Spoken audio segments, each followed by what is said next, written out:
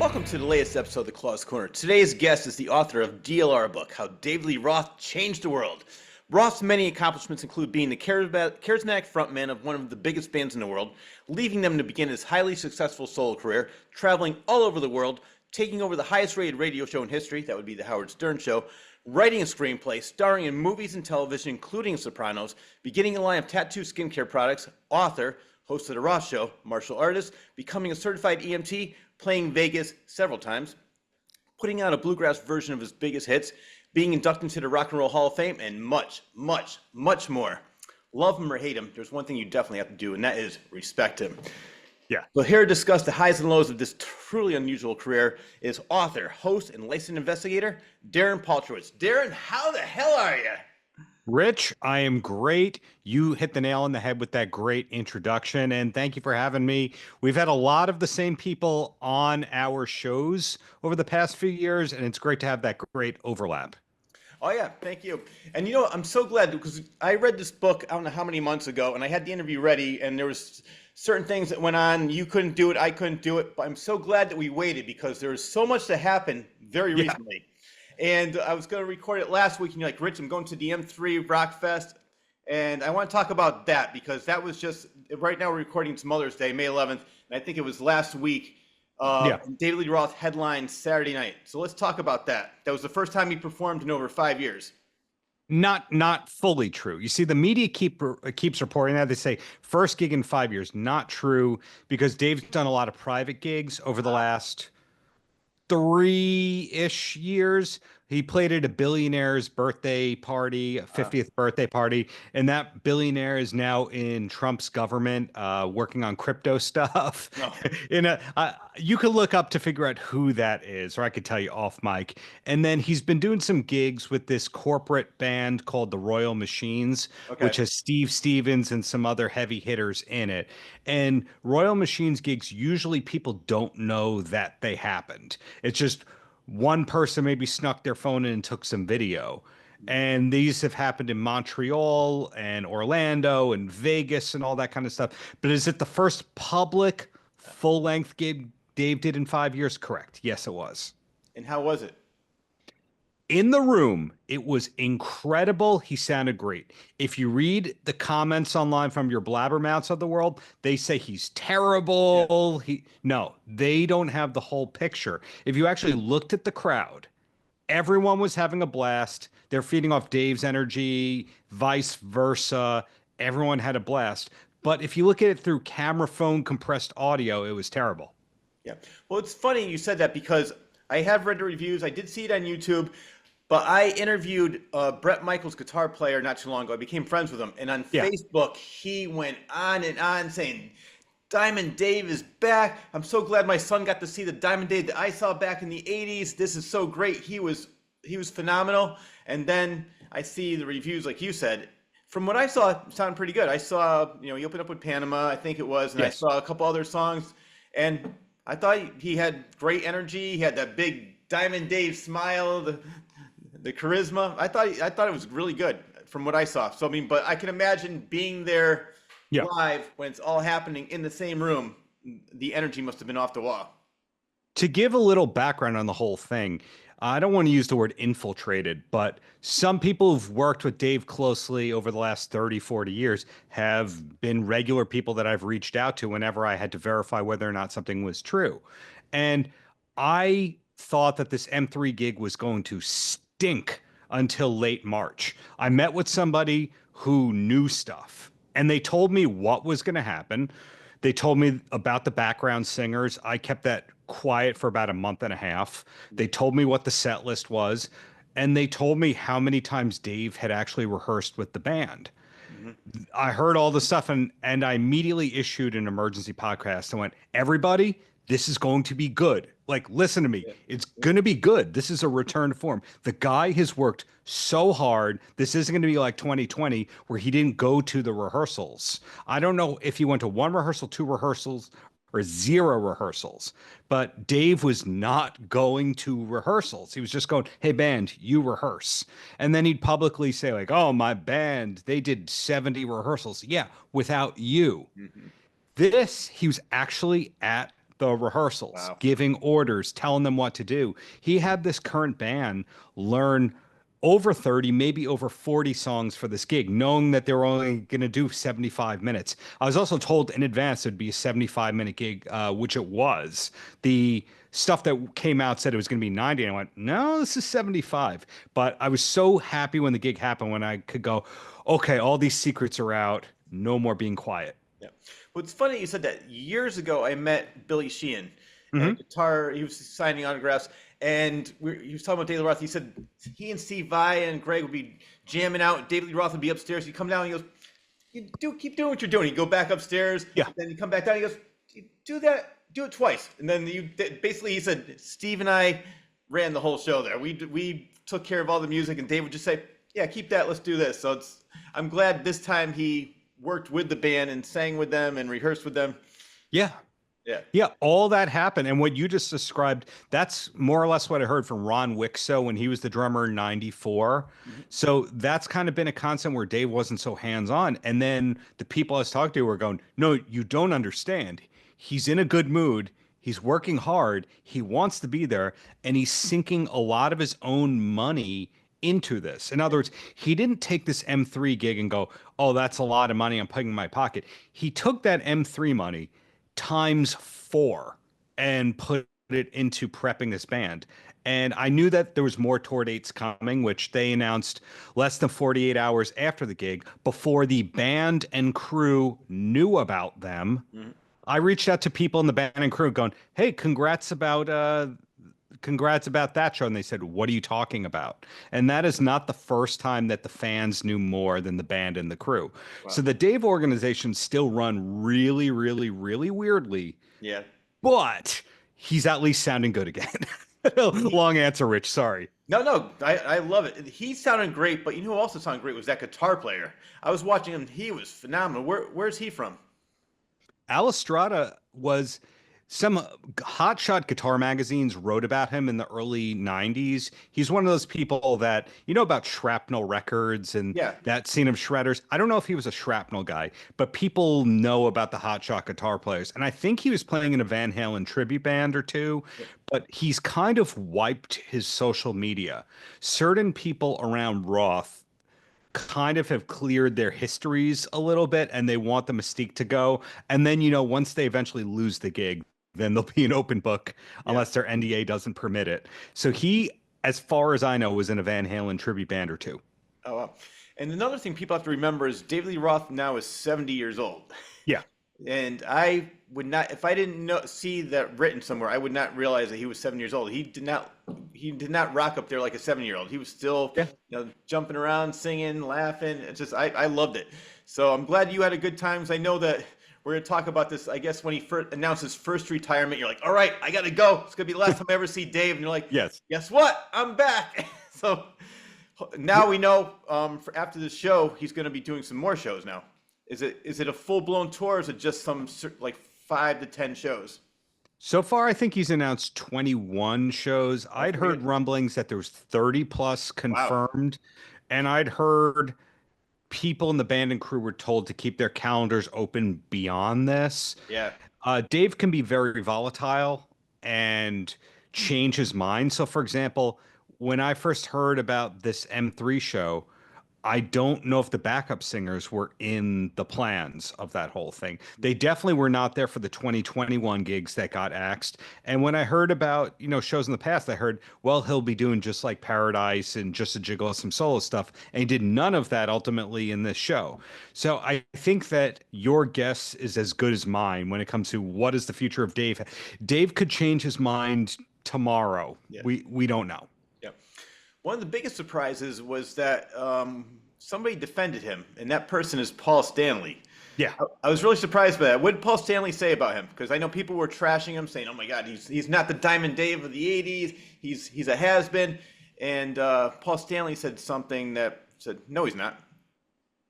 Right. Well, Paul Stanley, this is one of those things where I know what was said on the record and I know what was said off the record. Yeah. So Paul Stanley in public is all sunshine and rainbows and everything is Yeah. awesome and I love this and gratitude. And then the Paul Stanley behind the scenes, we've been fed this whole thing that Gene is the mean guy and that Paul's the easy guy. And in reality, it's the exact opposite. It's professional wrestling where the bad guy in real life is the sweetest and vice versa. That's funny. So I've heard stories of Paul and Gene just being very nice and supportive of Dave and Dave going, I don't want anything to do with this. So it's a weird thing where sometimes you don't know what's real, what's not real, and who's just mellowed with age. Yeah. Well, I'm glad you said that because I forgot how long ago he was opening up for Kiss, and Gene Simmons made a comment saying, "No, you're not good anymore. We can't really have you on tour." And then he later apologized and said, I shouldn't have said that. But so yeah, that's why I wanted, because I've heard similar stories about Paul Stanley, like behind the scenes, not the but hey, how you doing? Like puts on that rock and roll happy guy persona in front of the camera. Yeah. To rudely interrupt you, I think the Gene Simmons quote was, "Nobody wants to see fat Elvis." That's what he That's what said it was. about Dave. Which, was Dave the greatest he ever was in 2020? No, he wasn't that great. But some Dave is better than no Dave. Exactly. To say the least. And also for Gene and Paul to, throw shots at Dave, Paul's vocals on that farewell tour were allegedly canned. Mm-hmm. And people caught them in different predicaments of lip syncing. And what I'd heard was that there was somebody on the playback team or somebody whose job was, if Paul moves away from the mic, turn down the vocals so there aren't vocals coming if he's away from the mic. I've heard that about other major artists. Kiss isn't the first band to deceive in that kind of way, and I love Kiss. Yeah. But they were not the nicest about Dave. And then now, like, oh, none of that happened. Dave's back. We love Dave. Yeah. Which I love because Dave's like, yeah, I don't want any of this. He knows. Yeah. I'll ask you in sort of a rhetorical question, Rich. Yep. How many public comments has Dave made in the last 3 years? I can't think of any. Yeah. So he's letting everybody have these full-fledged dialogues and wars, and he's letting all the Eddie Trunks talk themselves in and out of conspiracy theories. And Eddie Trunk was way wrong about M3. I heard what Eddie Trunk said right before. I was with people who would be performing at M3, and they were going, no, this is not true. Where is he getting this stuff from? Yeah. But he's an insider, right, Rich? Oh, yeah. Well, that's why I love that saying, success is the best revenge. So he went up there, kicked ass, and now everybody said, all right, I was wrong. Maybe they won't admit it publicly, but they know. Because, I saw it on YouTube, and I thought it was really good. I would have loved to have been there, and I know it would have been like 100 times better in person than what I saw on TV. Yeah, I loved it. I think most people were not expecting a great show because of 2020 and online things. And the video that goes around, one of those corporate gigs that he did where he's in the yellow suit and they said, look, it's Steve Martin singing Van Halen. That one's been making the rounds a lot as a meme. So people were not expecting a good show. And then he starts with Panama and he brings out those background singers that no one knew were coming. And people were going, he's back. It's almost like a WrestleMania moment where the person's backstage the whole show, but the crowd doesn't know what's going to happen. And then you unveil this amazing surprise and everyone there is blown away. But then the people who were not in the room go, oh, well, it looked boring to me. And you go, you missed the energy. You missed the visuals. You weren't experiencing the lighting, the deafening bass. You missed 80% of the show by just watching somebody on a camera phone, their version of it. No, exactly.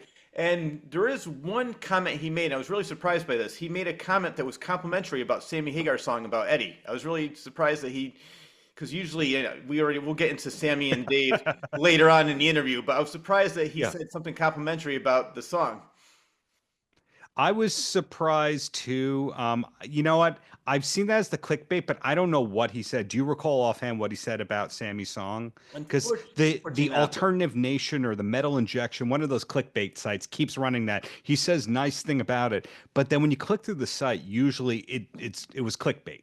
yeah, I can't remember exactly what it was, but it was something like a clip on YouTube I was watching when I was getting ready for this interview. I wanted to get the most up to date information, and I can't remember what he said, but I will get it before the end of the interview. It was it was something that wasn't like a dig. It wasn't like a backhanded compliment. It was something actually nice, saying about Eddie and Sammy. Oh, I'm surprised about. Yeah, I can't imagine that's real. yeah, Now Dave is a generally angry person. There he is, the smiliest guy in the world on the stage and when the cameras are going. But he's a pretty angry, frowny kind of guy when he doesn't have to be in on mode. yeah. And I know that him and Sammy, there's more than what goes public that happened between the two of them. Hmm. But Sammy's interpretation of all this is generally way off. Oh, really? It's generally not what happened. And hope I addressed like a fair amount of that in my book, that to go that Dave is super misunderstood. He's more complex than you think he'd be. And then in other ways, he's more simple than you'd think it'd be. But I'd be shocked if he said anything nice about Sammy's new song. All right, I definitely have to find out what he said or what I read he said. But speaking of that, it's funny, going back to Billy Sheehan, when I was talking to him, Yeah. he said that, Yngwie Malmsteen's highly misunderstood. He's just a perfectionist. I said, what about David Lee Roth? He goes, he has his good days and his bad days. I said, so is he an asshole? He has his good days and his bad days. That's all he would say. He would not say, but he defended people trashing Yngwie when he played with him in Alcatraz. But then with Dave, that's all he said about that. He goes, like you could tell, like well, we what happened, like some things and why he left the band, and I'm sure there was a lot more that we don't know. But I want to get back Yeah. to how, Yeah. well, I want to get back to like 2003 when you met him. That was, I think, the first time you met him. You had a chance to interview Dave. Yeah, just over the phone. That was arranged for Mitch Schneider, who pops up throughout the book because Mitch was Dave's publicist, I believe, from 91 to '03, and he was almost publicist again in the early 2010s. Not that he needed it, because Mitch has handled on and off for decades Ozzy and Hard and Aerosmith. Yeah. Mitch is one of the best publicists ever. Yep. So, what was your perception of him when you first started talking to him on the phone? Did you get the Diamond Dave, like, hey, how you doing, Oh, Darren? yeah, 100% got that. Uh, and I thought, okay, I looked like a fool, but that was amazing. But what happened, I don't think I don't know if I talked about this in the book, but what happened was I saw that Good Times, which was another publication from Long Island, ran an interview with Dave 2 weeks later, and he gave the same exact answers to different questions. And then I saw 2 or 3 weeks later, Newsday, another Long Island publication, interviewed Dave, and again he gave the same exact quotes and answers to different questions. And that kind of bugged me. I think I just sat on my interview and I didn't unearth it until COVID, like 15 years later. I was kind of mortified and embarrassed when I figured that out. Yeah. Well, what's funny? I love Henry Rollins. I know Henry Rollins is a huge fan. He helped him write the book. Yeah. But he was talking about David Lee Roth one time, and he said, like, I remember seeing you in 1979 or at the Pasadena, whatever it was. He goes, Yeah. July 12th, it was 75 degrees out. There's cumulus clouds. He goes, how the hell do you know? What I don't remember, I just make up. He said he would Yeah. just go on and on. And he goes, wow, man, that's amazing. He goes, I really have no idea what I'm talking about. That would be totally, totally true. That I love that Rollins thing. I think people unearthed that because of the Bill Hader thing that Yes. came out That's what a it couple was. of weeks ago. What do you got, school tomorrow? Yeah. Yeah, and the gallery that he's talking about, that's how he and Steve Vai first met. That gallery that Dave used to co-own and all that. And people don't really talk about that gallery. There's certain things with Dave that people will talk about endlessly, and then other things that people just gloss over, like that he was managing artists. Yeah. Who really talks about that? And that only came out a couple of years ago when Jeff Young from Megadeth started saying, "Yeah, when Dave was managing me, I dot it." And you go, Wow. "Wait, what? Huh?" And he also managed that band that Desi Rex, who briefly played guitar, was it Dogs D'Amore? I forgot what they're called, but there's certain things that Dave owned or did that people don't talk about, yet all the time they'll talk about the 1996 interview of Eddie and Alex saying, "Oh, he better be wearing a cup the next time I see it." Like that doesn't get glossed over, but him owning an art studio does. Okay. Well, that's interesting because one of the things you said in the book that you found out that you um, found out about Dave was that he's very cultural, intellectually cultural human being with a multitude of interests. He loves to read at least 30 magazines a month, one book per week, and he got rid of his television set. And you could tell just the way he talks. I mean, most of the time, I think he does it. Obviously, we're talking about this, and you're living proof of this. He does it intentionally. Most of the time, nobody knows what the hell he's talking about, but he knows exactly what he's doing. Like he'll just start going on and on with these rants, and he knows exactly what he's saying. And we're like, "What the hell are you talking about?" I've evolved where I don't think he even knows what he's talking about anymore. Okay. I think he's so used to being any mistake or bad situation that he gets himself in, he can get himself out of it. Yeah. He could buy his way out of it. Somebody can stop the interview for him. Somebody can make sure it doesn't go out. He has people under non-disclosures. So I used to be, what you just said is how I used to view everything. Yeah. And one of the reasons I had to write this book was I was genuinely interested and curious about all these things. And I asked him and his team, I said, would you participate in this? I'll give you creative control. And I reached out 3-4 times. They never got back to me. I tried other ways to reach out to him. They never even said no. So I had to start investigating all the stuff. And then in speaking with all these people, they would go, that's not true on any level. What are you talking about? I would go to these people, and I know you didn't ask this, Rich. I didn't mean to steamroll you, but No, go ahead. Go like, I prefer conversations, not interviews. So let's just you and I talk. So I would go to people and say, hey, I'm writing a book about David Lee Roth. I think he's the greatest. It's going to be a positive book. I'm not going to ask you any negative questions. And some of the people would go, huh? Dave, nice. What are you talking about here? And I go, no, I don't want to offend anyone. And they go, well, I'll tell you my story. All right. And when you hear the story about how he cut people off or he fired people. Yeah. It's the exact opposite of that smiley guy. And at first I was resentful that why won't they talk to me? Why won't they give me access? And then I thought about it over time. This guy looks at all of his stuff like magic tricks. Why does he want to give away how the magic is done or made? Yep. And I get it now. Yeah. I get it. Yeah. I think I heard you in an interview where at first some of the people were like, oh yeah, he was the best, charismatic, funny. And then as soon as you turned off the mic, he's a real asshole. Yeah, I get some of it because let's face it, most of our favorite geniuses, a lot of the genius comes from them having trauma or difficult lives or chemical imbalances or any sort of things. And who they are on stage is the exact opposite of who they really are. And I understand that. I empathize. I get it. Creative people are generally a little off. Yeah. Totally get it. But I was under this illusion that he was in Diamond Dave mode most of the day. And one of the people off the record explained to me, they said, if there's more than 2 people in the room, he's Diamond Dave. And if there's one person one-on-one, he might be his real self. And that was a person who worked with him very closely, early 80s through mid 80s. Well, we're just going to jump back and forth. One of the people that worked with him, and I want your take on the story, was Pete Angelis. Oh, The fabulous Picasso brothers. I know that he worked with him closely. They made those great videos, Going Crazy, Yankee Rose. And then all of a sudden, he just disappeared. What was the reason for that? he never has gone public with any of that stuff.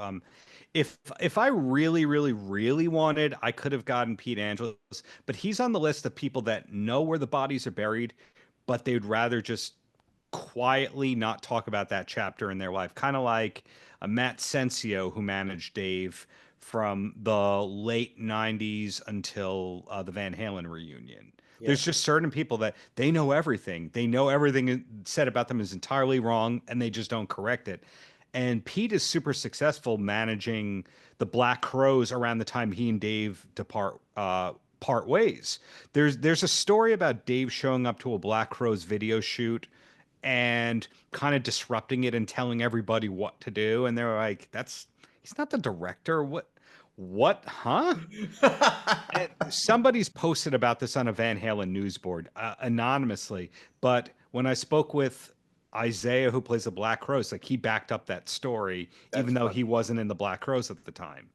So I think it's a widely known thing that Dave was getting angrier. Dave was resentful that he wasn't as successful as a lot of the people who were copying him. Yeah. Got to remember, the Skyscraper tour, for a lot of it, Poison was opening act. Mm-hmm. And is Bret Michaels of that school of Roth? I would say he is. I would say so too. Yeah. And so here Dave is, when he leaves Van Halen out the gate, he's one of the gods of music. And then it's kind of diminishing returns after that. And Skyscraper, amazing album, I love. A little more of a fall from there. And then the next album, a little more of a fall from there. And the next one's a little more of a fall from there. Yeah. So I think if you're somebody like Pete Angelus and you're making a commission off of your artist to make a living, you start to go, okay, got to make some money. Yeah. Well, that plus, I'm not sure if I read it in your book or saw it somewhere else. I heard that he got pissed off that Dave was taking all the credit for everything when Pete behind the scenes was doing a lot of it, coming up with the ideas, and he was on more the creative side, and he wasn't getting any credit. I don't know if that was from your book or somewhere else. That's got to be part of it. It has to be partially a money thing, partially this guy can be a loose cannon. And also, when you think about it, when you work at a place for more than the first month or two you're working at a place, you're probably in the honeymoon period of the whole thing. And when everything's successful and you're getting bonuses all the time, you're like, this is great. Yeah. And suddenly when you have that point where you realize you've already peaked and you're tired of people, you're like, oh, you chew your food too loud. Like, oh, that person's bringing in lunch. Their lunch always smells bad. Oh, that person, they're 3 minutes late again. I think you hit that point in your job where you get tired of the people and it really has to be worth it. I think he'd just been around Dave too long, being in the Van Halen crew through at that point, 4 years or so of Dave as a solo artist. They needed some time apart. And Dave, usually the way he would do it was like album coinciding with the 2 to 3 year touring cycle and promo cycle, and then he'd go away for a bit and then come back for the 2 or 3 year cycle and then go away in 2 to 3 years. I think when that I'm quiet, things are quiet thing happens, you go like, okay, time to go away. I'm done. Next. Yep. And to the next venture. It seems like maybe not a lot, but there were some people in the bands throughout the years that left because they felt like they weren't getting paid enough, or what they asked for more money and Dave said goodbye. That's a story that's been out there about Terry Kilgore. Yeah. And I don't know if that's fully true. I tried to interview Terry Kilgore for my book. At first he said yes. And then I followed up a few times. And then he sent me this ranty private message that, Greg Renoff never sent me send me a copy of his book, so I'm not doing any more interviews. And you go, what does that have to do with me? Because you're mad at Greg Renoff? What? Yeah. So I just kind of went, okay, leave that one alone. Yeah. I don't know about being paid enough, because what I've heard is Dave pays really well. Okay. He overpays people. I've heard that kind of a thing. If he's done something bad to you and feels bad about it, there's a mystery bonus that might come your way every now and then. Okay. So I don't know if I buy that. Okay. No, that's why I'm glad I have you on the show. Get to the bottom of the story. Get the real story. Maybe he was cheap in some particular eras, but he's not the bottom of the barrel payment kind of guy. I'll say that much. One thing I was surprised about in the book that, obviously Ted Templeman, everybody knows him, the producer of the Van Halen record and some of Daily Roth. In the beginning, he wanted to axe Daily Roth because he thought he had limited vocal abilities. So they did not get along in the beginning. Or he thought Daily Roth sucks, you could do better. Is that true? That's the thing that's been widely reported, and then that Templeman even back then thought of Sammy Hagar. Wow. And it's possible. I'm sure there's other people he thought about at that time. It's very possible. Dave is. I think there's eras of Dave's career where he sang really well because he's taking vocal lessons and smoking fewer cigarettes and trying and training. There's other eras where he sucked. And who Yeah. knows where he was at when Ted Templeman said that. Yeah. Now, is that true? I'm not sure if this was the same time, but at one time, Eddie was thinking of getting Daryl Hall. Different time. Different So time, the okay. Ted Templeman thinking that Dave couldn't sing one to replace him, I think that was 77, 78, around the time of the record deal. Daryl Hall in his head, he's also made up that Jump was ripped off from Kisses on My List by Hall & Oates. Oh, okay. Daryl Hall, um, I love John Oates. Yeah. Pleasure of a human being. Him and Daryl are exact opposites. John Oates is very modest, and Daryl Hall, he told somebody I used to be close with that he was a better songwriter than Bob Dylan. Like Daryl Hall, in just conversation, says that kind of stuff. Yeah, that's funny. Well, I saw an interview years ago where he had Lyme disease, and he was just going off on this rant. I think it was on the Howard Stern show. Howard Stern, yeah. Yeah, and so I said, "Boy, Daryl Hall is a very angry man." That's He when is. I realized it. Generally, sorry to interrupt you there, Rich, but generally, the more like fun, like, how's it going tonight? Are you having a good time? Or are we in love? The more you have that, the angrier, the more demands, the more things in the rider. It's kind of like comics. You're a comic. Yeah. You know that generally, the more like fun the comic is on stage, the more chance they're just angry about everyone else's success. You know, it's funny that you said that because when I was doing comedy, people would say, "Why are you always so happy?" I said, "I'm having fun." And every time they would say, "You're having fun?" I said, "Why are you doing this? What do you think you're just going to get up there and then somebody's going to see you and like, we want to get this guy for a 5 Comedy Central deal?" It's like, no, that probably will never happen. But if it does, like, just do it first because you're having fun, Yeah. not because you're trying to get pop. But yeah, a lot of the comedians hated doing. That's funny you said that. It's very true. And they were like so angry off stage and they get on stage and try to be like the life of the party. Yeah, so that is a lot of what I feel about Dave, about professional wrestling. There's certain kinds of entertainment that how the person is on the stage is generally the exact opposite. And Daryl Hall, hey, I love Hall & Oates, Me too. but the going back to what you asked, I believe the replacing with Daryl Hall, which Daryl Hall's perpetrated out there, I think that was 84, 85. It was that era. 5, 6 years after Ted Templeman initially didn't like Dave. Well, you mentioned in the book that Dave, out of everybody, had the most ambition, and I found this funny because I didn't realize he was like this. He actually had his father hire a choreographer. Like they wanted to be more like Black Sabbath and just bang their head and play some music. And Dave's like, "No, come on, let's get a choreographer. Let's get some moves." So he was the one that wanted to take it from the backyard to the stadiums. Absolutely. Absolutely. He wanted to make the songs more danceable. He was big on the BPM, the beats per minute, being faster. Not a lot of ballads on those first 4. I mean, there's 1 or 2 ballads per album or slower songs. You could say your All Waits Yeah. but in general, it was all about like go, go, go. And Dave has revised history to say that all the Van Halen songs, the title has a verb in it. That's not true, but I don't know. He clearly did take them out of the Black Sabbath mold as much as he could. What I like about Dave is that he is willing to take risks. He will try anything. I mean, he made Happy Trail sound cool. He's done so many great covers of it, Just a Gigolo. And I'm telling you, it's funny, going back, I didn't realize I missed so many of the albums towards the later half of his career, like to 94 and to 2000, whatever. And I'm listening to him getting ready for this interview. I was like, wow, there are so many great songs. And one of the songs I did not realize that he did a great version of The Doors' Break On Through. I said, I love that. And then he does Sensible Shoes. I mean, there's so many great music that I didn't realize going back. And I'm so glad that I did revisit the Daily Roth catalog. And then there's a lot of songs that he recorded just for fun. He put out a few of them around COVID and the following 2 years after that. My co-host on the DLR cast, Steve, endlessly talks about his love for Baker Street because that wasn't on any album, and Shine a Light by ELO. He loves that stuff. Yeah. And that's what I call like Disco Dave. That Dave is not a hard rock guy. He's never been a hard rock guy.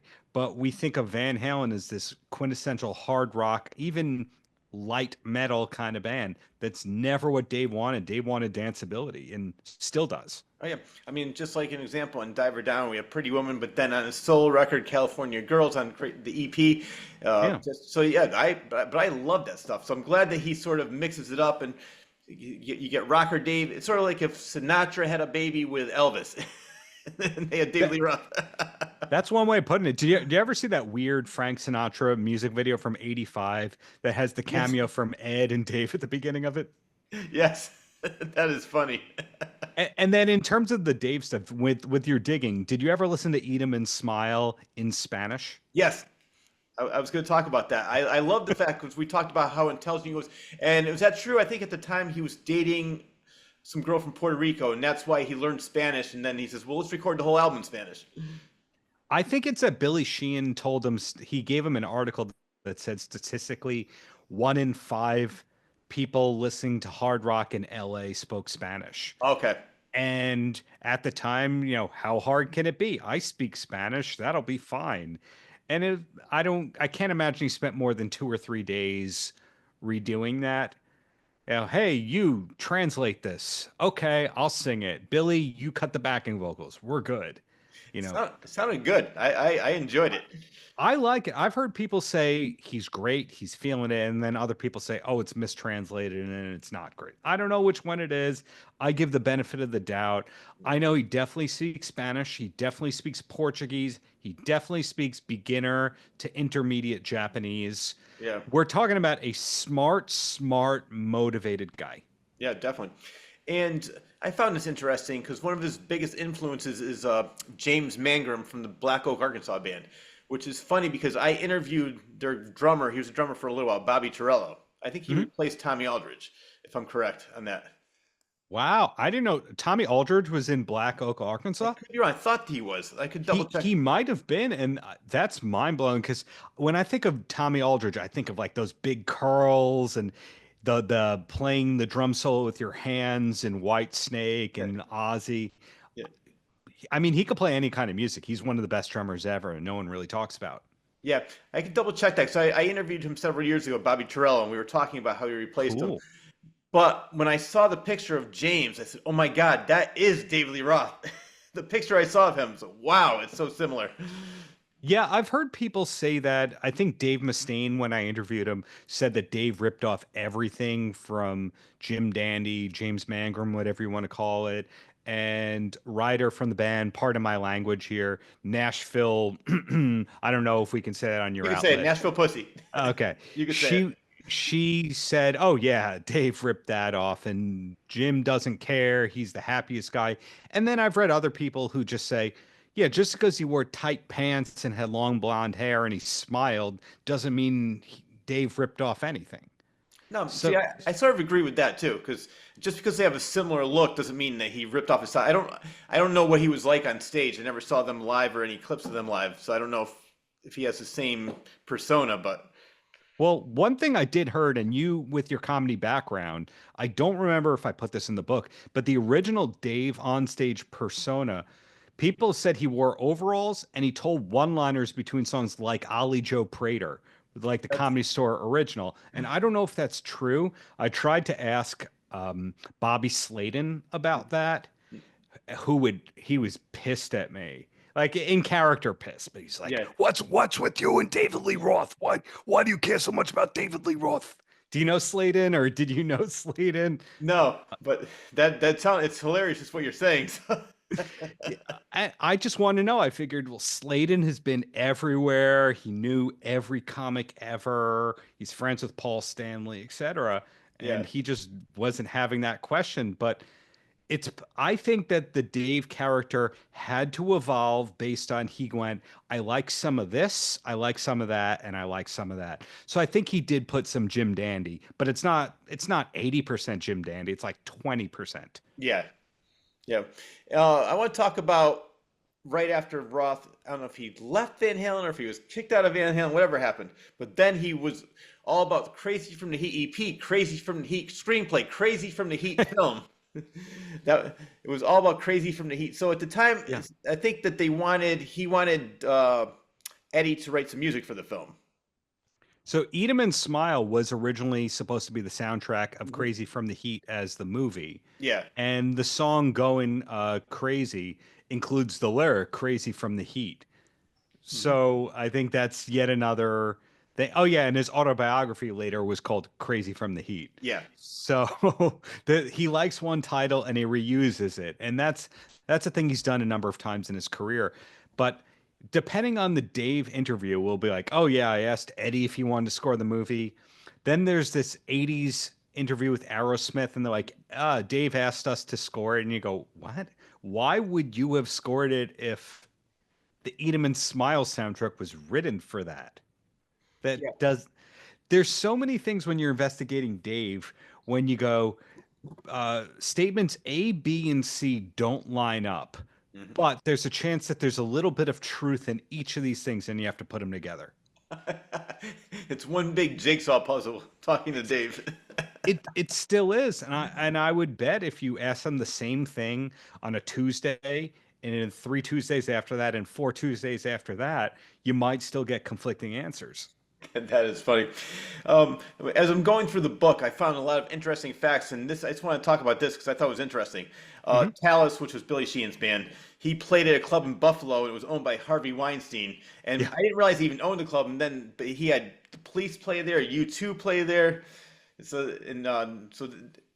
Talus was obviously the band. I think they opened up for they opened up for Van Halen, and that's where David Lee Roth met him. And Yeah, reportedly they wanted Billy Sheehan to replace Michael Anthony in Van Halen and actually had conversations, but pulled the plug on that whole thing. I don't know if Harvey owned the club or he was the promoter, okay, but either way, there's this. Have you been to Niagara Falls in the last few years? no, I haven't. I was there a year or two before COVID, and they have a Rainforest Cafe or a Hard Rock Cafe. I forget which one. And the back room of it is the Buffalo Hall of Fame, the Buffalo Music Hall of Fame. So Mhm. there's a thing from the Goo Goo Dolls, and there's a thing from Billy Sheehan, and there's a Harvey Weinstein thing or two. And I think they may have taken it down. Yeah. I can't imagine why, but I don't know why. I don't know why, but yeah, he was originally Buffalo music royalty, even though we think of him as a film Miramax guy. yeah, and that's why when I was reading, I had no idea that he was involved in music, but I found that interesting. So with all of this, the Crazy from the EP did come out, but the movie never came out, and Roth ended up suing CBS. What happened with that? Why didn't the movie come out? Supposedly, if this is I've done my best to substantiate this. CBS Pictures had a number of losses in a row and without a big hit, and they went, okay, we're going under, we're closing this film division. And Uh, Roth was one of the casualties, so his team basically sued or threatened to sue and went, we cleared our calendars to do this, we did all the work, you're going to pay Dave his director's fee and this money for this and that, and we won't talk about it, and this never happened, and moving on. And he was still doing interviews saying, "Oh yeah, we might be doing this film," but he didn't pursue it again. Somebody I know who's been in his house said he does still have the script on his shelf though. wow, interesting. So just the other day, I saw an interview on TV with Robert Rodriguez, and he was making comments, and he was the one that first put Lady Gaga in a movie. And he said, "I love having musicians as actors because they can play a character in front of a huge crowd and they're not shy about it."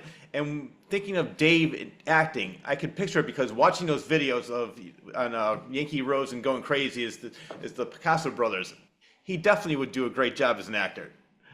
I think Thank- early Dave could act. I don't Yeah, think modern Dave yeah. can act. Well, we're gonna talk about that because I did see that Tokyo movie. That Oh, was, you've seen that. yeah, I saw Tokyo that one. Story.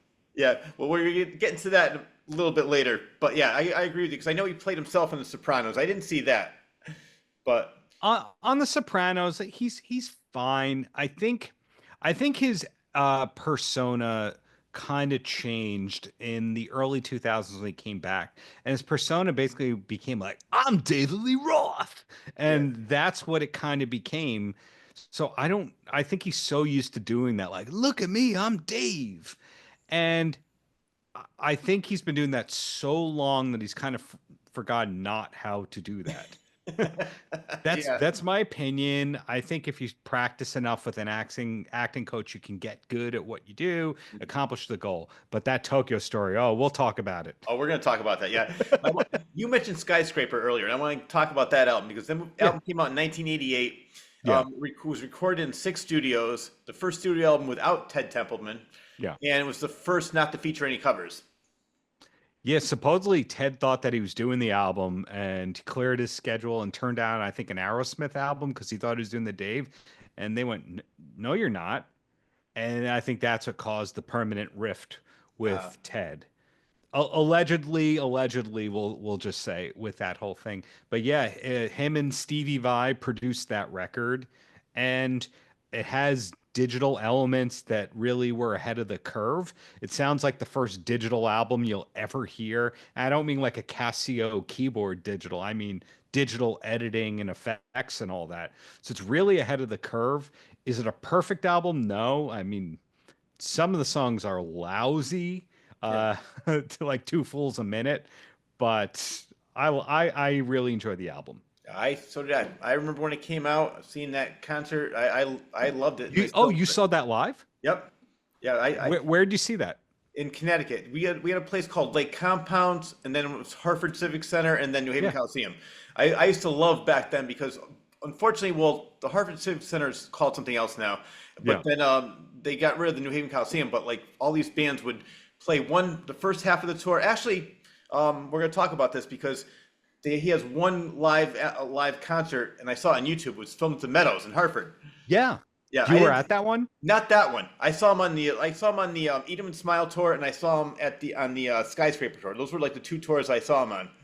Wow. And the arena you're talking about, was that where the Whalers used to play? Yes, that's it. Okay, so I can visualize that. Okay. Yeah. I once for a wedding stayed at like the Marriott a block away. That's a weird neighborhood by the train station and all that. That's the one. I loved his concert. I mean, I think it was the Skyscraper was the one with the surfboard, right? Is that when he was doing that? I think he also brought that out for the 91 tour, but he brought that out first with the boxing ring, comes out of the boxing ring and then onto the surfboard to get back onto the stage for the last chunk of the show. You saw that. That's awesome. Yeah. Well, I have a funny story because I found this out. It was even in his book.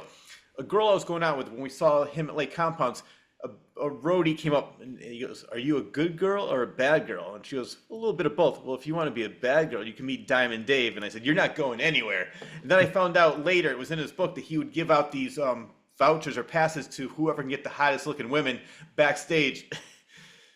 And give them $100 cash reward or something. That's what it was, yeah. Yeah, I mean, that was a sign of the times kind of thing for better and for worse. It was, as people say, hey, it was the 80s. Yeah. I mean, everyone, Poison took it a step further with the camcorder, where they'd have the roadie like camcordering all the girls, and then they'd watch it backstage and go, "I want that one and that one and that one." That's what our heroes did back then. Well, this goes even back to like when Led Zeppelin, they had a lot of stories in hotels with us. Yeah. So but I think with Dave, didn't he like just like while he was playing live, he'd like point and like, tell the roadie, "I want that one. I want that one." Like he would like during the show, he would sort of notice women in the audience and say, "Get her after the show." Yeah. In his book, he talks about how he would have a numerical section. They would go, "Oh, give me 4 back, 4, 3, 7," and he'd do that. And it sounds amazing for the book, but I don't see how that's actually possible. Yeah. Because, okay, first thing is, if you're watching the bootlegs that I see, Dave he has so many things going on at the same time during that show. He barely is getting lyrics out because on that tour, he's scaffolding from the top. Rappelling. What do you call that when you're climbing down the rope? He's come down from the ceiling. He's doing the boxing ring. He's doing the surfboard. He's doing the steel drum acoustic guitar bit. There's no free time to do anything but perform on that tour. So I think there's a lot of things that Dave did once or twice, and then he talks about it like it was all the time. He'll sometimes talk about, "Oh, I roller skate every day," and you go, "No, you don't. You did that once or twice." Yeah, you did that once. He talks the first chapter or second chapter of that book. he's talking about Rothing the stage or whatever, which means like getting on his knees and cleaning it. Oh, really? So every day you were at the venue cleaning the stage, right? Okay, so you weren't hungover. You go and you look at the number of hours in the day and you go, so either you're this party monster or you're this fitness guru. You can't be both. One of them is a front. Yeah, and I'm with you. I think I know which one the front is. Yeah, I don't think he partied that much. I don't think you're a big wrestling guy, are you, Rich? Not really anymore. In the '80s, I used to love it. Before, when it was the WWF, they used to have it at the gyms. I remember seeing Hulk Yeah. Hogan at the Woolkit High School gym. I remember seeing Tony Garea, Rick Martel, but I haven't been into it in a long time.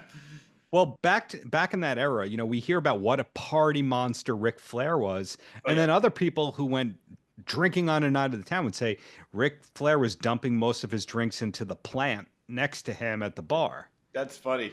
So you think you're going drink for drink with the Nature Boy, and he's actually dumping out most of his drinks into the plant.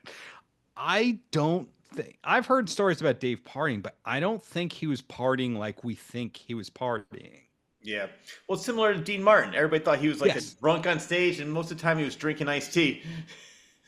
you get it 100% where I'm going with all that, and that's part of what makes researching the book or just talking about Dave just so confusing because you go, okay, so there's what I've heard, and then there's conventional logic, and then there's the second person's account, and what's true from what. So the whole groupie thing, you go to different things, and Dave will say, well, I've been engaged like 3 times in my life, or I had 5 true loves that I was monogamous with, and you go, wait, what era could that have been? Because Mm. you've never been photographed with a woman like since the Video Music Awards.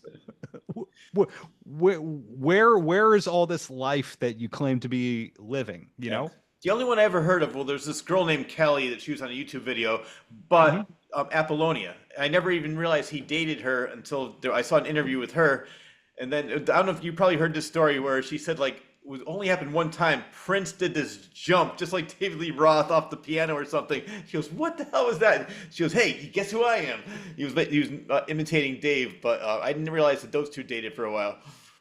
Yeah, she's been on there. I think in his book he talked about dating Tawny Katane, but I don't see how that would have been possible because she was with Coverdale from 87 or so on. Yeah. There was the actress from Brazil where he was pictured with. There's been some ladies over time, but none of them have surfaced. None of them have given interviews. I don't think he was trapping people under non-disclosures in 84, and even if he was, they would have expired. Yeah. So, the skeletons don't come out of the closet. So, I'm skeptical about that portion of his life. I'm skeptical about the drugs. I'm skeptical about certain things. Yeah. Well, like you said it perfectly. Maybe there's like a piece of truth to everything he says, but then there's Yeah. a lot of lies surrounding it, a lot of exaggerations, and then the legend just grows bigger and bigger and bigger, and then we have Diamond Dave. So you mentioned the Eat 'em and Smile tour, and I interviewed Brian Keith from Tesla a year or two ago, whatever it was, and I asked him about that tour. I threw him my usual, here's a Dave question or two. And he said that Dave offered to manage Tesla on that tour, and they said, no, we've already got management and they're great. And it makes me wonder, was Dave just saying to everybody he'd ever meet, like, do you need management? I'll manage you. Was he doing that in that phase? And how many people did he quote unquote manage? And more importantly, when in the time of day did he have the ability to manage anybody? Exactly. What management was he actually doing if he's this arena headliner who's doing press, who's cleaning the stage, and he's roller skating and he's snorting everything and with every woman? I I don't know, Rich. I don't think we'll ever know. He's writing movies and he's doing these collaborations and he owns this gallery and he's speaking 4 languages and I don't get it. Yeah. Either he's got a time machine, he's super productive and doesn't sleep, or he was just conning us all into what he was actually doing. Yeah. Well, didn't you say when you first interviewed him was early in the morning? You were surprised by that. Yeah, that was my first comment. I've never been a morning person in my life. We're taping this. I said, "Hey, can you do like 9 p.m.?" thinking that would scare you off. And you went, "No, I'll do it." And I went, "Cool, thanks, Rich." But I think they give me 6 a.m., Wow. 7 a.m. for Dave. And you go, he's in Pasadena. So that means it's 4 a.m. or something. Wow. And I said, isn't this a little early for a rock god like you? And I think he said, like, I haven't slept since the 80s. Yeah, oh, yeah. One of those. Yeah, that he's used that line many times. Yeah, which maybe he doesn't sleep that much, but I've heard from other people that he keeps a very awkward sleep schedule. I've heard he to this day sleeps in a sleeping bag on the floor in the middle of a room and keeps the windows open at all times. I don't know. Is anything surprising anymore? No, not at all. No. Well, I want to go back to Skyscraper because I love that video, and I want to talk about how the video for Just Like Paradise, how did it almost kill Steve Vai and also inspire the movie Cliffhanger. Yeah, that's a part of Dave's book where I don't know what I believe because he says it inspired Cliffhanger, and the director insulted him. Was it Remy Harlan? Insulted him, and he's like, "F you." I don't know. I just know that he was putting rock climbing and rappelling. I still can't remember what it's called into Grappling. that before Cliffhanger. Okay, that's funny. I never even put those two together, Skyscraper and the movie Cliffhanger, until I read that.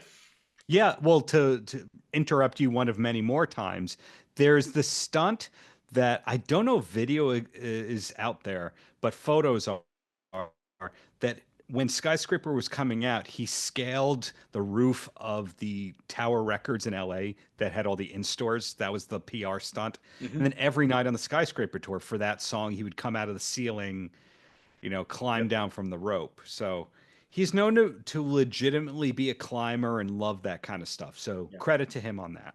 Well, he's definitely very athletic. I mean, I see, Yeah. like when he'd do the all those like where'd he go? Not maybe it was Africa, but like all these different things on the boats, then the biking so he's always been very athletic and Still is. He was in Thailand like 6 months ago.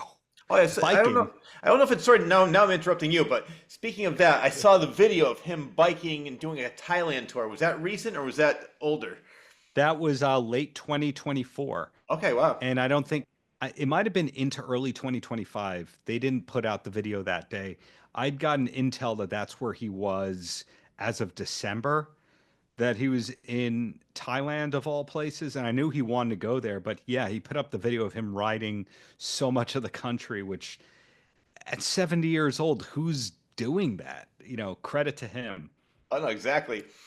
And I never realized this either, that there's a backward message. So it's back in the 80s, there was all about backmasking. Pink Floyd did it. And one of the Yeah. funniest that I've ever heard was Overkill, this metal band. And my brothers and I said, "Oh, there's a backward message, let's play it." And then like we're doing it backwards. He goes, "There's no message here. You're just ruining your needle, asshole."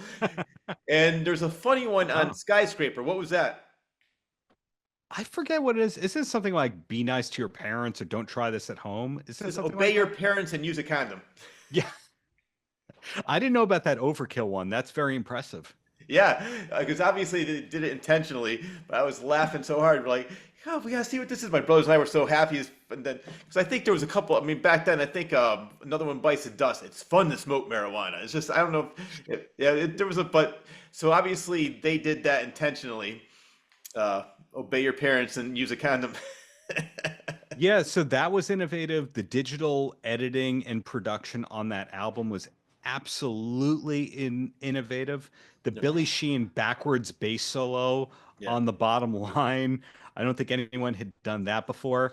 The ending of the album, which it's sort of similar to what NWA did on their first. No, Easy E did on the first kind of NWA album called Easy Does It. Hmm. I don't know if Dave copied it from that. The thing where the person's talking and then goes, the song is almost, and like before you say over, it just the album cuts.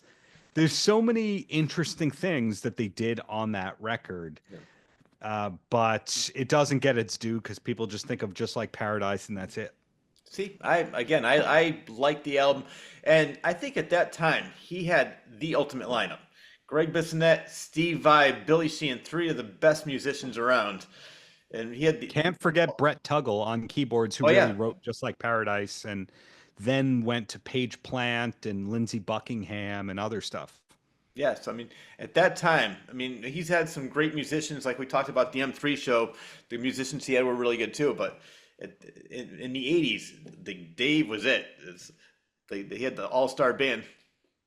Yeah, I would say that Dave has always had a stellar backing band because he makes them rehearse. I think he famously says, if he can't do it on the second try, you can't do it. Hmm. And you should expect pop quizzes as to whether or not you could play. Also, when you're performing in rehearsal for Dave, he expects you to be doing it as you do it on the stage. So, meaning high energy takes, even though it's just for the audience of the people that are in front of you. Yeah. So, you have to be able to play, and that is not easy music to play, I guess, unless you're. I don't want to say unless you're the bass player because he's always had singing bass players, and Billy Sheehan's a monster. Oh my God, yeah. Well, speaking of Billy Sheehan, why did he leave after recording the album? He's never said for sure. So, according to some people, he quit. According to some people, Dave let him go. But the launch of Mr. Big wasn't too long after he left that. And he's thought of as the leader of Mr. Big. I'm sure the payday that he got as a member of Dave's group, it doesn't take a genius because Billy Sheehan, I think, is even older than Dave. Oh So wow. by the time he landed the Eat 'em and Smile era band kind of stuff, he's already what, 32, 35? Mhm. And he's probably going, okay, I'm making up numbers. Sorry, Rich. He goes, I'm making a 1,500 a week playing with Dave. If I start a band and I'm a partner in this band and we're making it, I'm going to make 10 times that. Why don't I take a shot here? Yeah, no, and he made a good decision because Mr. Big, no pun intended, became very big, and Billy Sheehan was very relevant. So is that the Yeah. time when Matt Bissonette, Greg's brother, took over on bass? Yeah. That was okay. So and then So it's Billy playing on the album and then Matt Bissonette playing on the tour where he was doing that. And then the same thing happened again on the Little Ain't Enough album. It's Matt Bissonette playing on the record, and then he got fired before the tour, and it was a different bass player on the tour. oh So man. it was a revolving door after Stevie Vai left. I call him Stevie Vai because Dave calls him Stevie. Yeah, that's funny. Did what did Greg have to say about Dave? Did you interview him? I think you did, right? I did. Yeah. Greg may or may not be under a non-disclosure agreement, Okay. but I think that's because Greg played on the John 5 album. Okay. And everybody from that era had to sign a weird non-disclosure that they kind of honor. You can't get Greg to say anything bad about Dave, and he stuck around until 91. Hmm. And then drummers that Dave hired in the future were people that Greg recommended. And then he did the John 5 album in the early 2010s, and Greg played on that. Yeah. So clearly, Dave knows that Greg is one of the best. Everyone knows that Greg is one of the best. Yeah. Yeah. Well, Ringo, he's still with Ringo. I oh mean, put my. it that way. Wow. I did not realize he's still with Ringo. Well, speaking of little Stevie Vai, he left the band in 1989. Why was that? I heard he wanted to quit after the first album, and they went, no, finish this, finish the commitment right here. So I don't think he was ever supposed to stay after the Skyscraper tour. I've also heard from other people it was a 2 album deal that he'd signed with Dave and team. Hmm. And supposedly what he got for joining Whitesnake was multitudes more money and creative freedom. Yeah. So I think if you go, so this person, clean slate, they pay me a lot more, first class everything, I think I'm going to go there. Yeah. No, again, I think he made a wise decision. I'd have to say so. And there's a lot of people that have actually played with both Coverdale and Roth. There's a lot of overlap between the two. And do they have similar experiences with Coverdale? Is he a similar personality? I'm hearing the opposite. The few Okay. times I've interviewed Coverdale, he couldn't have been nicer, Wow. funnier, easier going. I was shocked. I thought he was going to be a diva. Yeah, that's what I was Nothing, thinking. nothing of that sort. Wow. Nothing. See, sometimes when you expect something, you get the exact opposite. So that's funny. I would never expect that answer. My hunch would be a Coverdale scenario is like an Ingve scenario Yeah. where they're easygoing if you're talking to them about 98% of topics, but the second you start talking about money Hmm. or credit on things, that it can get a little rough. Like the first time I interviewed Ingve was a nightmare. Hmm. And the second time I interviewed Ingve, he was like grumpy but funny. Yeah. But I'd imagine if you were giving any kind of rules or laying the law down with Ingve, he would be a nightmare. Yeah. I've heard some horror stories about Ingve, people that have met him and talked to him, and like my friend's band opened up for him at Toad's Place in New Haven. Yeah. He had some good stories about Ingve. They probably didn't get a load in because Ingve had to have his 14 Marshall cabinets on stage and stuff like that. But Coverdale, when Steve Vai joined Coverdale, Whitesnake was arguably still close to its peak. Yeah. Whereas when Dave left, when Steve left Skyscraper, that era, Dave was already on decline. Mhm. So you have to think, okay, so more money, this is not on decline. They know what I'm capable of and they're not going to limit me. Why wouldn't you go to a new band? Yeah, definitely. I mean, he did his time. He was at the height of their popularity, and it's like, all right, time to move on. Yeah. I'm- Unless you stay with SNL for 20 years. Like you don't want to be the person, aside from Keenan Thompson, who's done it really well, yeah. you have to know what the jumping off point of being on SNL is. And supposedly Jimmy Fallon got the late night show because Lorne Michaels knew, like, oh, okay, his timing is right. Yeah. Jimmy Fallon knew, okay, I've done everything I can here. Let's leave. Hmm. And I think Steve Vai had the correct timing because the 91 tour was not pretty for Dave. Yeah. That was for A Little Ain't Enough. Is that correct? Yes, sir. Yeah. All right. So that was in the book you talk about this. You said during that tour he went on the talk show circuit, and you said the only person that can get Dave to answer a question and show humility is Howard Stern. For sure, for sure. Now, Stern has come up a few times in this interview. Did you grow up as a big Stern fan? It's Oh okay yeah. if you didn't. No, I did. I loved him back then. I'm not a fan of him now. I still Yeah. think though that I will say this. The one thing I'm still a fan of is that he does a great interview. I love his interviews. I just think that he became the person that he used to make fun of.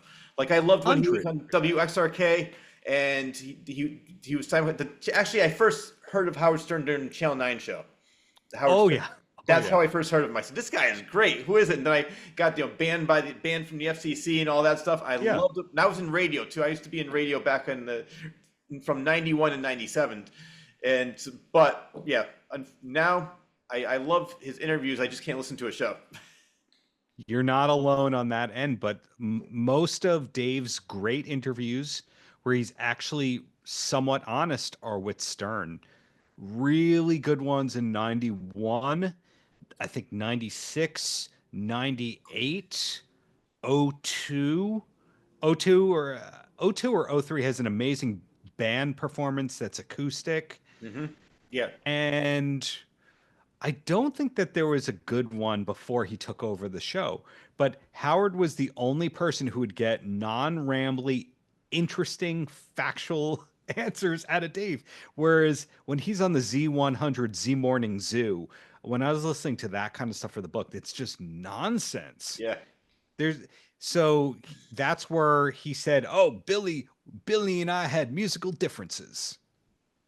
And you listen to Billy, and he's like, I quit the band because they were using keyboard bass and I didn't want to do dance music. Those are two different things. yeah. That's funny. Well, there was one other interview. I agree with you with the Howard Stern stuff because I've watched plenty of his interviews, and even more recently, it was once you go down that rabbit hole, everything is sent to you. So I've been seeing Yeah. all these David Lee Roth videos, and I've watched like 3 or 4 of the old Howard Stern interviews. But he did an interview with Jon Stewart pre Daily Show, and he Yes. asked him, he goes, what is, or he goes, are you happy? And his response was, what is happy? I'm only happy when I'm miserable. Yeah, I loved that thing. And I say love that because that broke everything open. That Yeah. that was a weird era for Dave because he had the pot bust, which people say was a publicity stunt.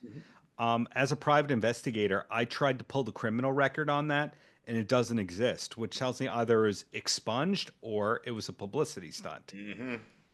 I don't I can't tell you for sure which it is unless I want to spend a lot of money, which it's what would that prove? Yeah, Like exactly. it wouldn't prove anything. But that Jon Stewart interview, you're not talking to superstar David Lee Roth. You're talking to the old rocker, old, well, he was probably 40. That was like young, like old man 40. Like I'm older than that now. Me too. Um, Trying to be relevant to the young kids, probably not thinking he was ever going to get back to arenas. That was a club tour that he did in 94. Clubs. He was in arenas in 91, clubs in 94. It was kind of sad for Dave. He got dropped by Reprise Records, Warner Brothers. Uh, Like the people you made millions upon millions of dollars for with Van Halen, Eat 'em and Smile are like, yeah, we got no use for you. yeah, yeah. That's a time when the band members were like staying out of his way. If he was walking down the street, they'd be on the other side. They're like, because he was always in a bad mood at that time because life just sucked. Because he goes from the big arenas to these small clubs. Yeah, I remember there was a weird SNL skit a couple of years later on SNL where Chris Kattan was playing David Lee Roth and he was playing basically like a homeless version of him. And he's like, I haven't eaten in a week. Like the caricature of Dave because that 96 MTV blow up, the 94 Yeah. album failing, the club tour. It was not great to be David Lee Roth from say 92 to 2002. Yeah.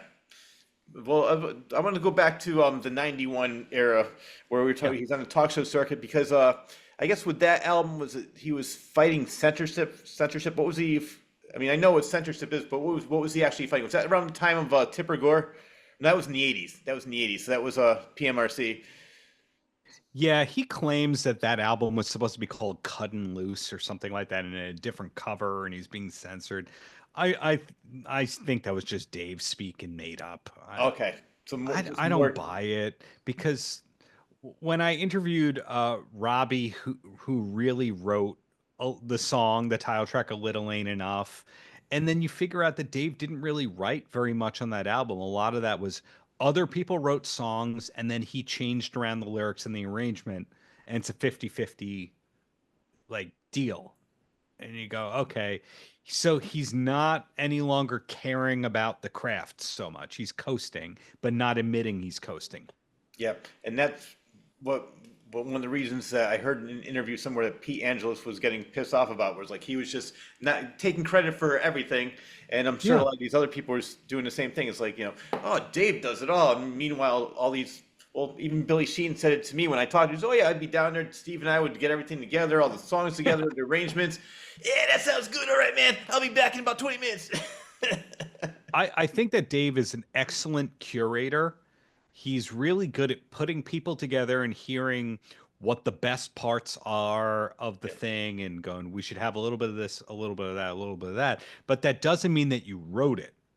So there's a lot of weird collaborations. I'm jumping around, but that No Holds Barbecue Oh yeah. video, did you ever see that? I couldn't get through it. I tried. I really tried. I watched maybe 20 minutes of it. I said, "Oh my God, this is." And I know. Wait, I have it written down somewhere exactly what he wanted. He said he wanted it to feel like somebody was up late at night flipping channels on TV, but that person had ADD. That's exactly what it was. Well, thank you for reading. Thank you for reading. I appreciate that, Rich. I will say, in speaking to the guy who edited the whole thing, Mark Elmer, great guy, still Facebook friends. He hasn't blocked me. I haven't creeped him out that much. He's in the editing room with Dave, a full-time job for weeks. And Dave at a certain point goes, "Can we put it edited by David Lee Roth and Mark Elmer?" I'm like, you didn't edit anything. he wanted to add all these credits for stuff he did, and the songwriting became that way, and the management became that way. It's like, why do you need all that credit if it's still your name as the Yeah. artist on everything? Yeah.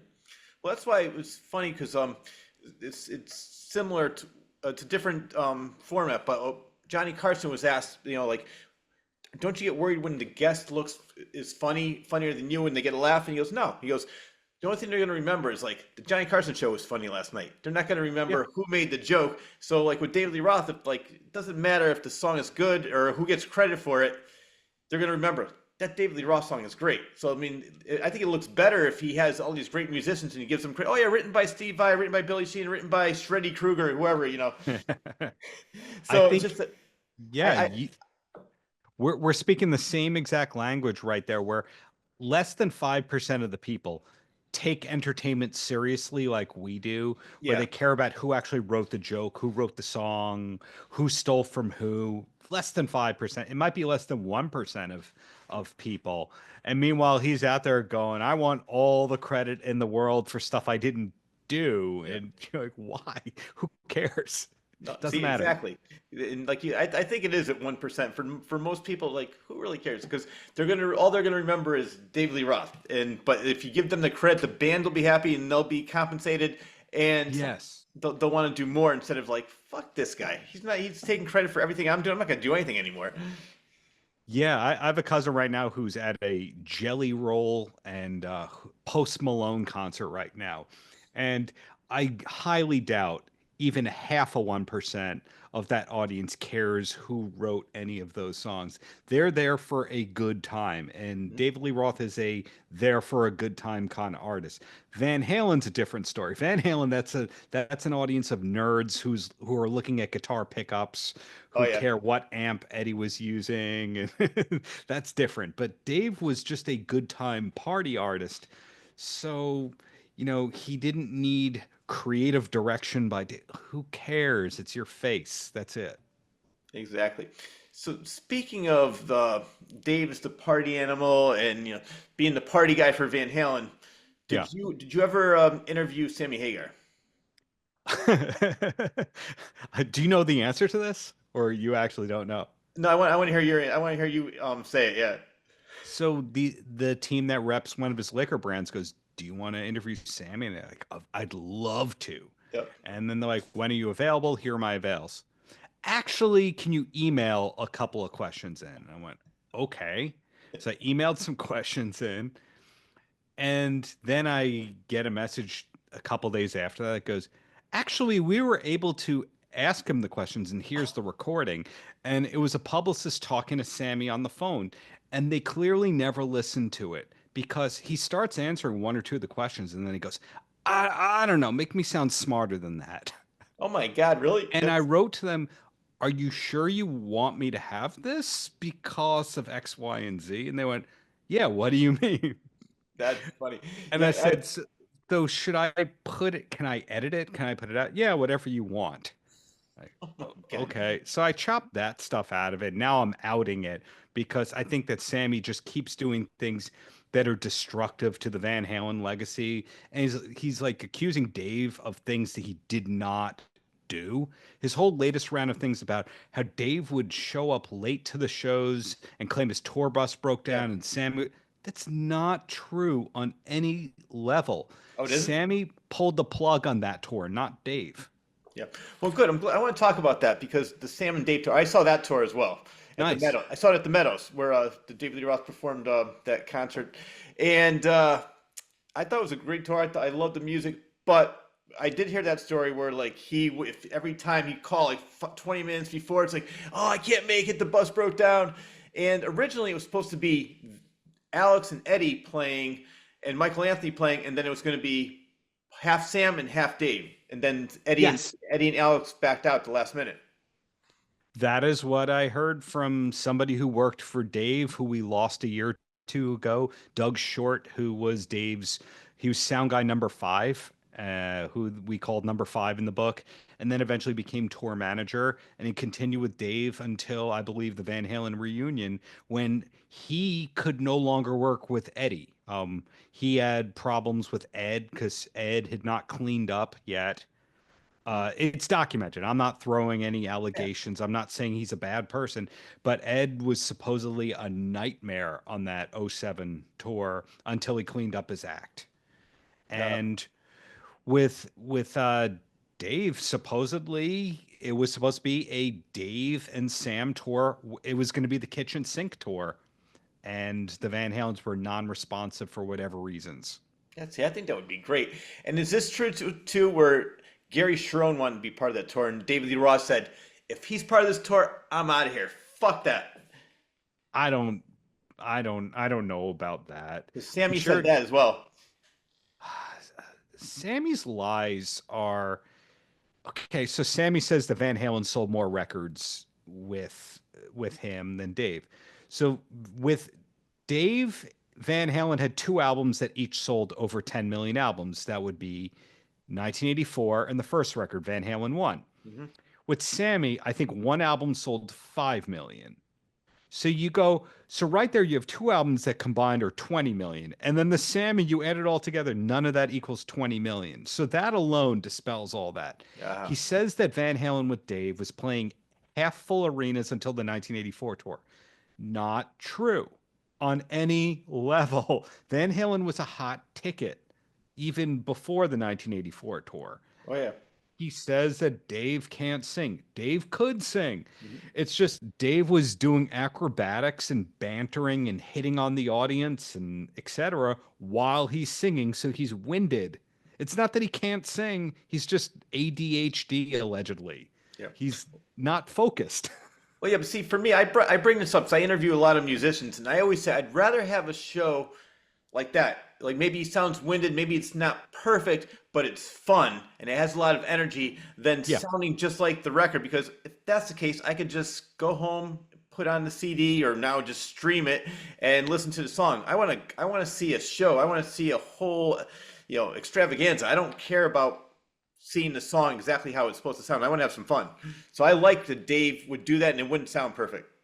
And then there's the whole list of all the bands that Sammy claims asked him to audition, like Pantera. Did you ever read that one?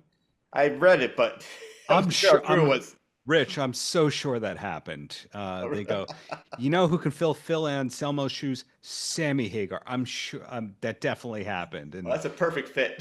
perfect fit. And Aerosmith, maybe, but I'd heard that Lenny Kravitz and other people were asked to audition.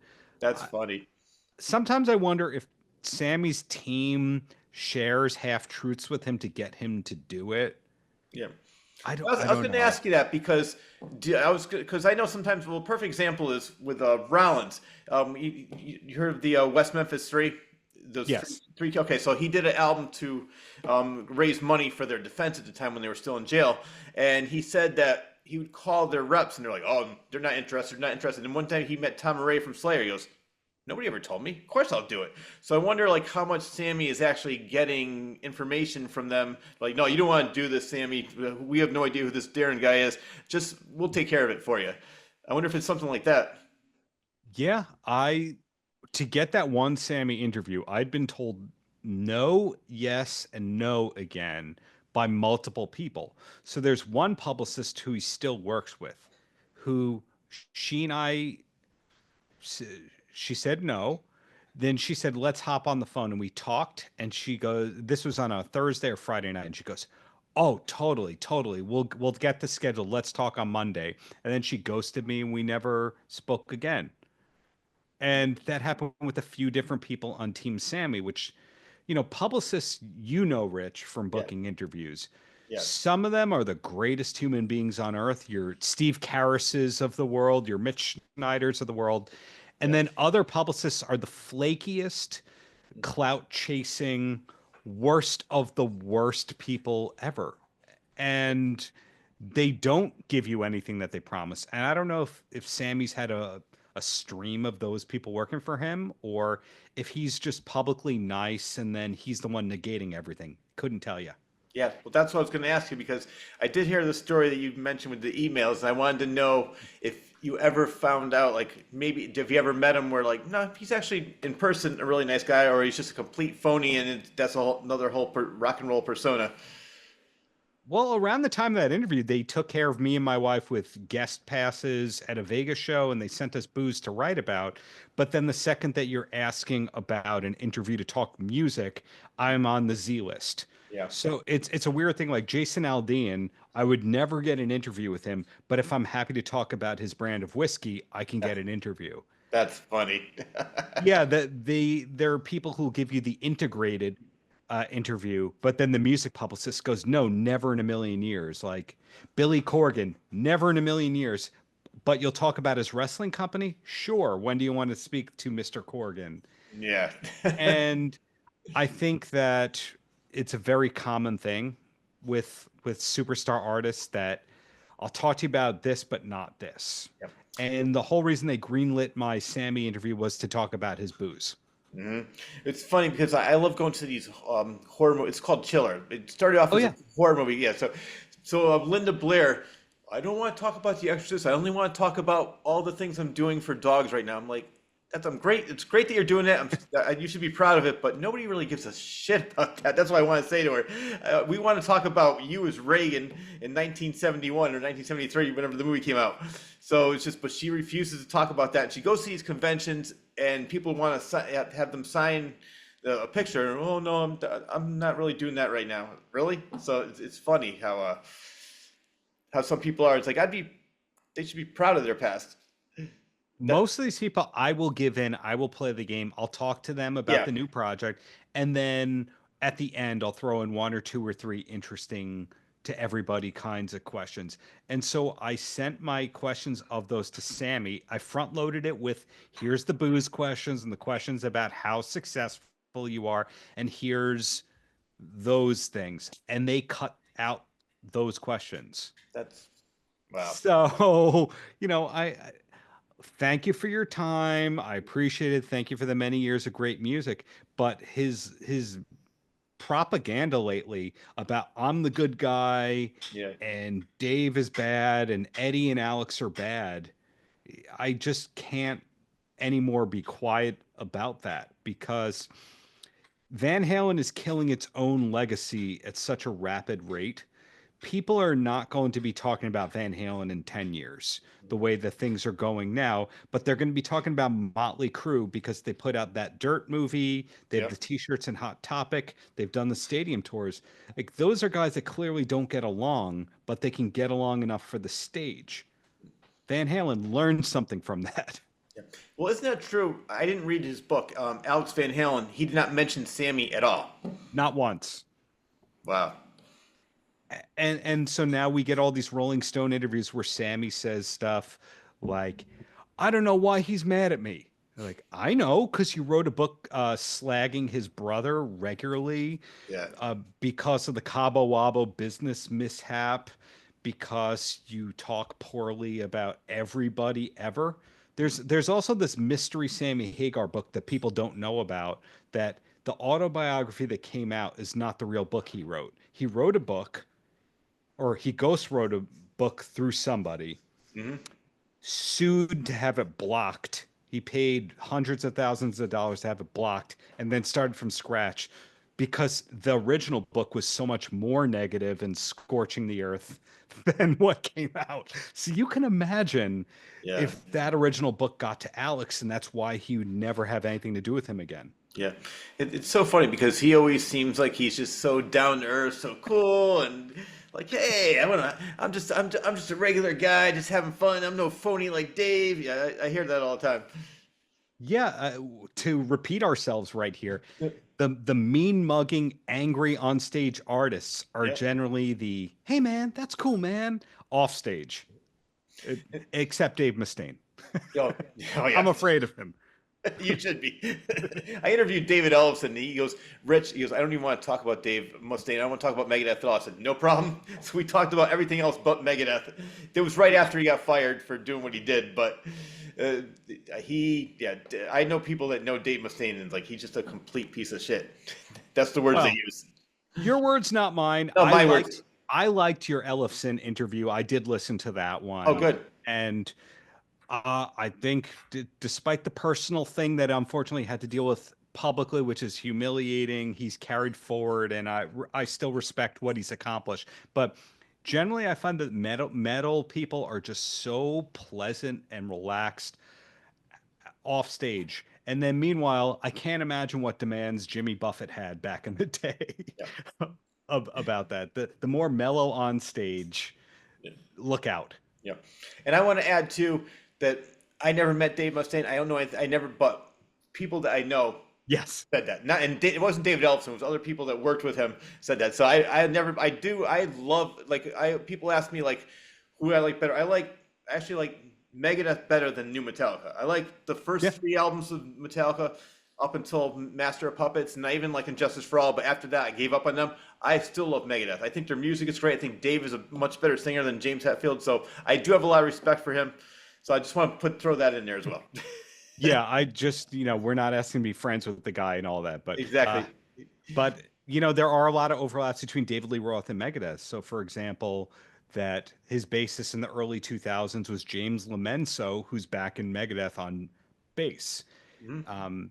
The drummer, Dave's drummer in 2006, Jimmy DeGrasso, wasn't he in Megadeth too for a little bit? I think so. That name sounds very familiar. I'm going to say yes, because that sounds Yeah. very familiar. Yeah.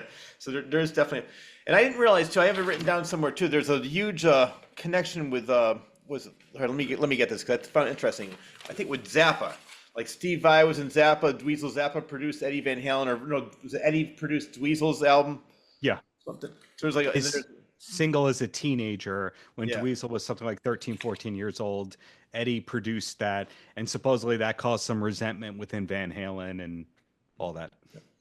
Getting back to Sammy, one tour I did see at the New Haven Coliseum was the 5150 tour where they filmed it. It was their only video, live without a net, filmed live in New Haven, live from New Halen. New Halen. Yeah.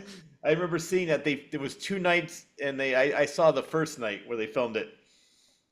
Yeah, that's I heard Rob Thomas talking in an interview about how he watched that video every day after school. A lot of people love Live Without a Net, and it's still never been put out on CD, or it's still not on the streamers, nothing like that. It's just that home video, and some people have it on YouTube to this day. Yeah, I'm surprised by that too. Just like with actually speaking of that, for the Eat 'em and Smile, I remember I think it was definitely in your book. Billy Sheen was saying that there's a lot of recordings, and he doesn't know why they never came out with a live performance of that. That would have been great. That'd make a great DVD or CD. Yeah, I think that there's a fan pro shot, and I think they taped the Lakeland, Florida for the home video of that, but it's never been confirmed. And that's not the only Dave tour that has pro shots that they've never put out. We were talking before about the Hartford 2002 show that's on Dave's YouTube. That was professionally shot, supposed to be home video, never really put out, even though it has an IMDb page. Skyscraper, I know the Japanese date, the Tokyo one, that's the NHK TV special, professionally shot, not put out. It makes you wonder. For a while, I thought that was Dave and them being sloppy. And then now I think it's that they go, we don't want to give away the magic. It's like a continuation of that kind of thing. Yeah, And also, we know it's not as great as the album. I yeah, think it's that too. yeah.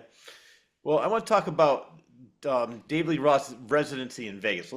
Go to that part of his career. Yeah. So I love what you said because it's true. See, he did it long before it was cool, and I've seen clips of it. I loved it. Like from what I saw, I never saw it live. Never went to Vegas to see it, but from what I saw, I think he put on a good show. That's the word. I've only heard audio bootlegs, and then there was an EPK 2-minute promo video which they scrubbed from existence online. Yeah. It was kind of black and white of the band performing. I think it was largely them doing Ice Cream Man. Hmm. It's cool. If you loved Van Halen for Dave, it's not cool. Yeah. Dave kind of has this habit of doing projects that are cool unless you love Unchained and that kind of Van Halen, then it just doesn't work. I think that the John 5 sessions of the early 2010s, it's great, but not if you like Unchained and Hot for Teacher. Yeah. See, the thing is, for me, I have very eclectic taste when it comes to music. So I love all that. I love The Unchained. I love Hot for Teacher, but I also love Just a Gigolo, California Girls. I can go from Slayer to the Carpenters to ABBA to Barry Yeah. Manilow to Mozart. I like it all. There's something good in everything. I don't have the blinders on. So I love that's why mentioned earlier in the interview. I love that he takes chances and plays stuff and does things that, wow, I would never expect that from him. So Agreed. So that's what that residency was of 95, and nobody at that time that was a contemporary popular artist would have been caught caught dead doing Vegas, but he did. It was ultimately a bust. I think he got paid out in full or paid more for it being canceled. yeah, And he talks about it a tiny bit in his autobiography. And there's also audio that's like an extended cut of the autobiography. He used to post on his website called Dave TV where he talks about it. But otherwise it's like it never happened. yeah. But speaking of that, I love that VHS tape that he came out with. All Dave, all night. Dave Yeah. TV with it. That was that's one, like you mentioned, people were watching. Rob Thomas was watching the Live Without a Net. I'd watch that David Lee Roth VHS tape over and over and over again. It was just so much fun. I loved the 4 videos they had. I loved the In Between. I loved the Picasso brothers. It was just fun. Yeah, me too. That's the kind of stuff that draws me in with Dave. The personality, the like this is what California is, and Yeah. no, it's not, but it's cool in the Dave universe. Love that stuff.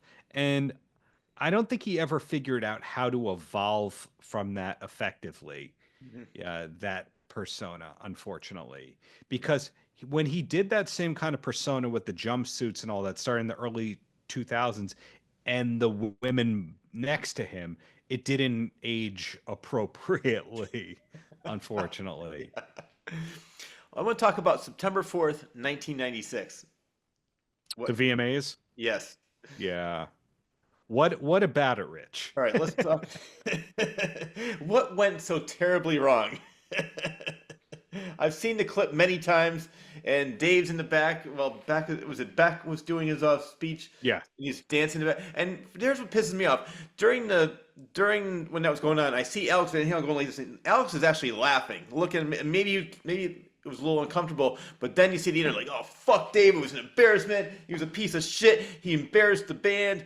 He wouldn't even let Beck talk. What's your opinion on that? Van Halen is 120% lying, and I can prove it. Okay, let's hear it. There's an interview that they did for Japanese television where they talked about how they would be touring with Roth and what videos they were making in support of those videos. Hmm. I could dig it up. A friend recently resent it to me, but I feel horrible for Dave on that. You're supposed to think, based on Alex and Eddie, that Dave is this egomaniac and he tried to steal the spotlight and all that. That's what you're supposed to think. And what really happened was they were asked to regroup to make everybody more money, including Van Halen, because Van Halen was dead-ish at that period, not looking good from the Sammy fallout. So there was going to be a tour, there was going to be some recording kind of stuff.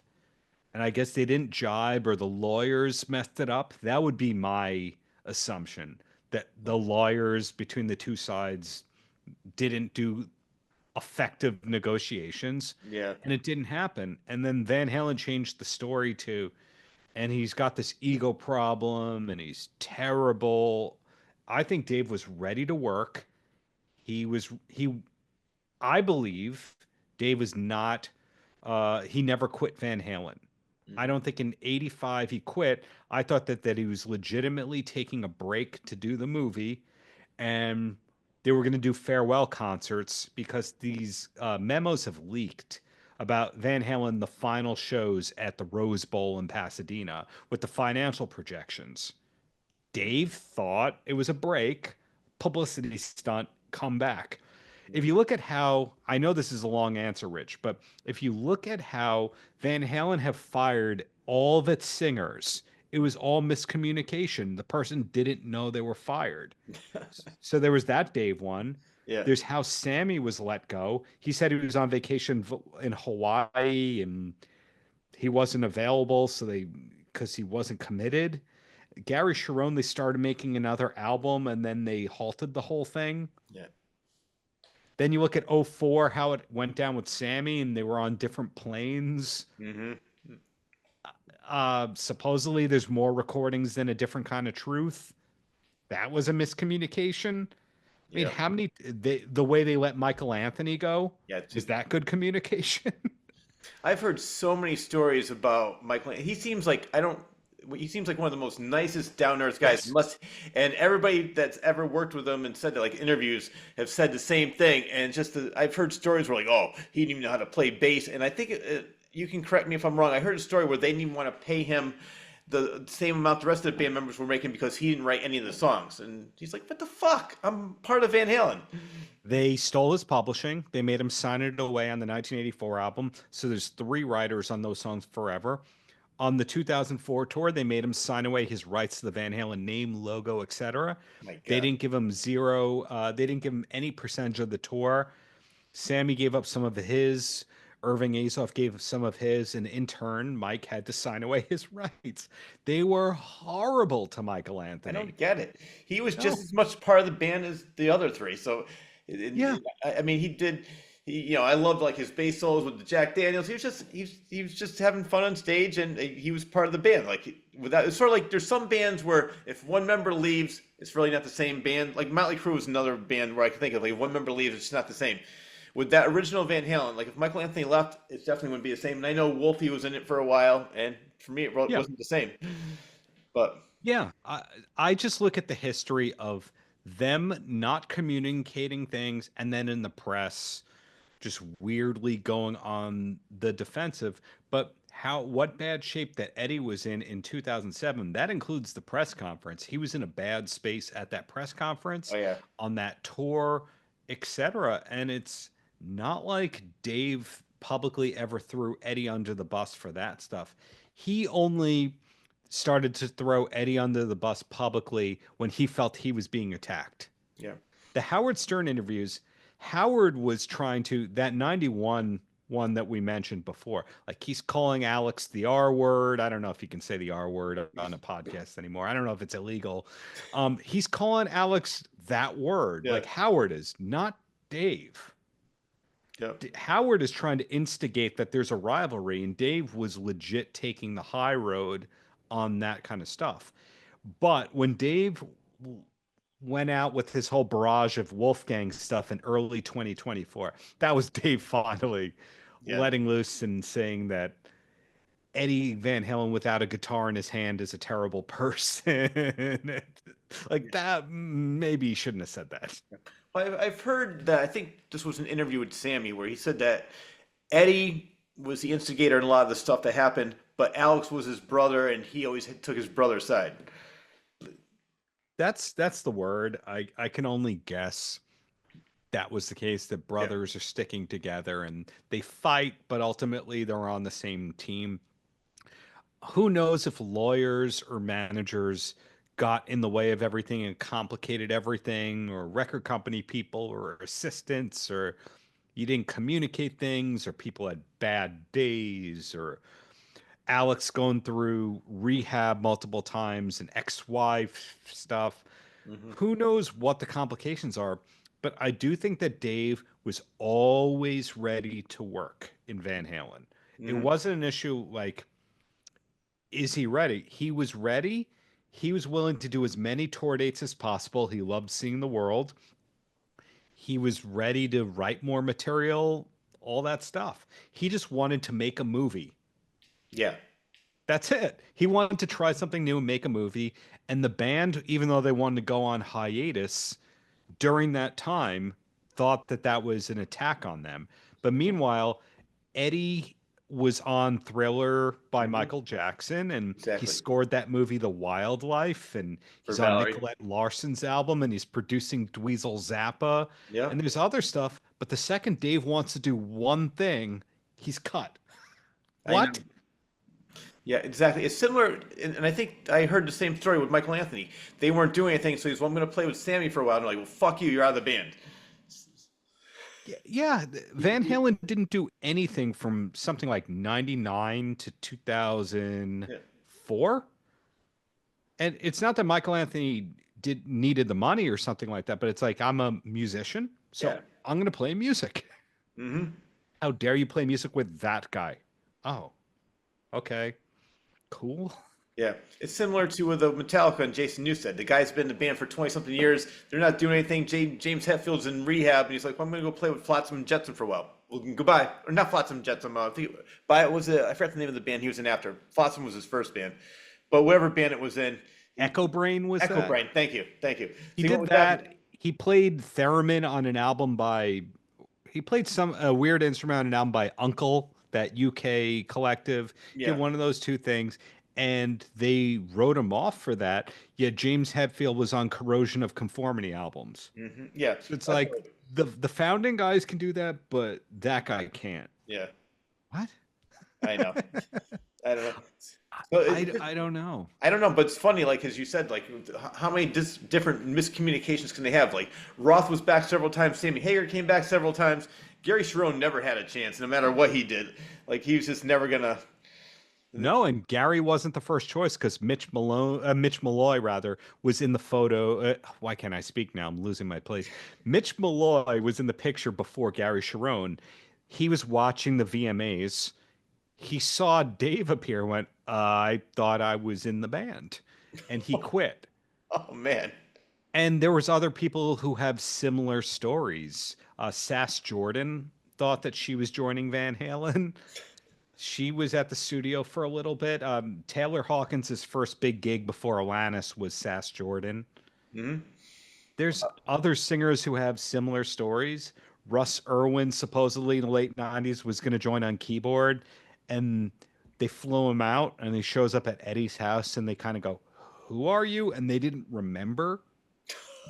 I was gonna say maybe when they were all drunk and drugged up, like, oh man, you got to be in Van Halen. We're gonna make this work. And then when they sober up, like, what the hell? What are you doing here? I don't remember this conversation. That's what I heard allegedly. Allegedly, yes. And you see all those kinds of things. And then after Eddie passed, Glenn Hughes goes, "Oh, yeah, they wanted me in the band." And then Eric Martin from Mr. Big goes, "Yeah, they talked about me." And then Patty Smythe for years is going, "I was the first pick, not Sammy." Oh my god. And you hear all this and you go, what a terrible communication oriented band this was. All these people thought that they were in Van Halen at different periods, and I guess never got that call. We talked before about how Billy Sheehan was going to be asked to be in the band instead of Michael Anthony at some Yeah. point. And he swears by it. Billy Sheehan's known to be an honest Yeah. person. So I tend to believe all these people that they were told, "Hey, you're going to have this," and they would go, "Okay," and then the next call wouldn't come, and they would go, "Okay, I guess not," and it's been happening since the 70s. That that is sadly funny. It's funny because it's not me or you. Exactly. But if it were one of us and we were going, "This is my big break. This is my ticket to millions of dollars and stardom," and then the call never comes, I think you'd be angry. Oh my god, yeah. It's like, hey mom, I just got invited to be a singer of Van Halen. Oh shit, I'm not. Never mind. I'm going to hear from them any day, kind of like my Sammy Hagar interview. I'll speak to you on Monday, and then you're waiting around, and then you follow up on Tuesday, and you hear nothing, and you follow up the following Friday, you hear nothing, and you go, "What's the lesson here? That it doesn't pay to be reliable?" Yeah. Or is the lesson don't believe anything anyone tells you ever? What's the lesson here? Don't be good at what you do and follow up? I don't know, Rich. There's a lot of lessons we're learning tonight. I want your opinion on this. I think it was in Alex's book. I read an interview where they wanted to have Roth back, and they wanted to pay tribute to Eddie, and then he's like, "Fuck that! We're not going to pay tribute to Eddie every show. We're not doing it." I can't. I mean, I want your opinion because you know more of the inside people. Can you picture Dave saying that? I don't think that's what happened. Okay, I think I didn't think that's so what either. Especially now I'm talking to you. I just don't think that happened. What I had heard was Alex, and this part was substantiated, that Alex did jam with Dave, Ryan Wheeler, who plays bass for Dave, and Al Estrada, who plays guitar for Dave. And they jammed, and Alex couldn't do it. He couldn't cut it. He was injured. And Alex has admitted as much. He was not in drumming shape all these years later because those Van Halen songs are not easy to play. And isn't he even older than Dave? Yes. Yeah, Maybe by a couple of years, but yeah. So Dave's 70, he could be what, 73, somewhere around there, maybe. yeah. Those are not easy songs to play when you're 24. No. But now you have somebody who's injured or been injured and is in their 70s. He couldn't play those songs, and that squashed it. Yeah. Now, I'm sure that was an issue. I'm sure he presented the idea of overtly saying that it's an Eddie tribute. Dave went, no, we'll work on that. And then that was taken as an insulting thing. But Alex could not have gone on the road in the shape he was in unless it was to play one or two songs. Yeah. I do like, this wasn't for that one, but I like Dave's answers. I saw an old interview when he was on the Joan Rivers show, and he goes like this. He goes, basically what you were saying. He goes, I didn't even know we hugged, we cried, we have musical differences. All of a sudden, next thing you know, I'm hearing like I'm the worst guy in the world. He goes, like, you know what? You're going to be the rain. I'm going to be the parade. He always has these great lines that makes him look like the good guy. And it sounds like the more I'm talking to you, it's like at least when it came to that part, he really was the good guy when it came to those two. Just really, with the problems that they were going through at the time, had some major attitude issues. I never say it's as simple as good versus evil because if you believe that one political party has all the answers, you're an idiot because you should go issue to issue about what you do and don't like. So you can't say, well, the Van Halens were good and Dave has an ego problem, or Sammy was right and the Van Halens are wrong. You can't do that. There were chemicals and egos and managers and all sorts of things. I do think that Dave was wronged on a lot of occasions. I do think that he also never spoke up about things he was wronged about. I believe he was in the room for a lot of 5150 being created, but never tried to get a penny of the royalties for that. Mm-hmm. Wow. I think that he walked away from Van Halen without a penny or expecting a dollar or anything like that. And it was extremely noble. Most bands, that would not have happened in. Most bands, one member who quit would still have like 20% of the interest on X, Y, and Z. Dave walked away clean. But at the same time, I think is it George Costanza that says it's not a lie if you convince yourself? What? Do you know what the quote is? No, it's something like, because they had to take a polygraph or something. It's if you believe it, if you believe that it's not a lie, then it's not a lie, or something like that. Yeah. If you think it's the truth, then it's the truth. I think Dave has said some things so many times that he believes it's what happened. That's funny. Wasn't there I'm looking for it, so I had it written down somewhere. There was a lawsuit because he didn't think he got enough royalties. What part of the Van, was that like the second or third time he was in Van Halen? That was late 90s. I believe what had happened was the Van Halen manager of that era had renegotiated their deal with Warner Brothers, and he renegotiated everybody's royalty rates favorably, but Dave wasn't part of that fold, so he didn't do Dave's percentage. Okay. So Michael Anthony was earning multitudes more than Dave, and his thing was something like, and even the bass player is making more than me. And there was resentment over the whole thing. So he sued, and then they settled, and he pulled back on the lawsuit. And then I think he also around that time was directly suing Eddie for something, and he pulled that. He was suing Ed Anderson in that era. He was suing, I think he got sued by the guy after Ed Anderson, who was his assistant and sort of manager. He was suing a lot of people. I think he was being sued by the website people who were doing his website over unpaid bills. Like, he was suing everybody. They were suing him. I think Bart Walsh was suing him. So there was a lot of lawsuits going around back and forth. Late 90s, not a good time for David Lee Roth. Yeah. Well, I'm glad he finally got through that storm. He seems He like also had a stalker or two in that era, which that's a lawsuit or two that you can find online that's bonkers. Like some woman claiming that she's communicating satanic messages through satellites and her lover, David Lee, like crazy stuff. wow. Yeah. Sometimes, I mean, all the lies that he makes up, the truth is actually more interesting than his lies. The things that are actually happening to him. Rich, you hit on something right there. And sometimes the truth is more interesting. Sometimes the lies are more interesting. You don't know which one it's going to be, but it's weird how long this guy's been around and we've been talking about him, yet how few songs he's actually put out. It's true. Because how many albums did he put out on a solo career? Like, was it 4, 5? It's something like that. And Yeah. Crazy from the Heat is just covers. Yeah. And Diamond Dave is covers except one or two songs. And Skyscraper doesn't have 15 songs on it. It's a short album.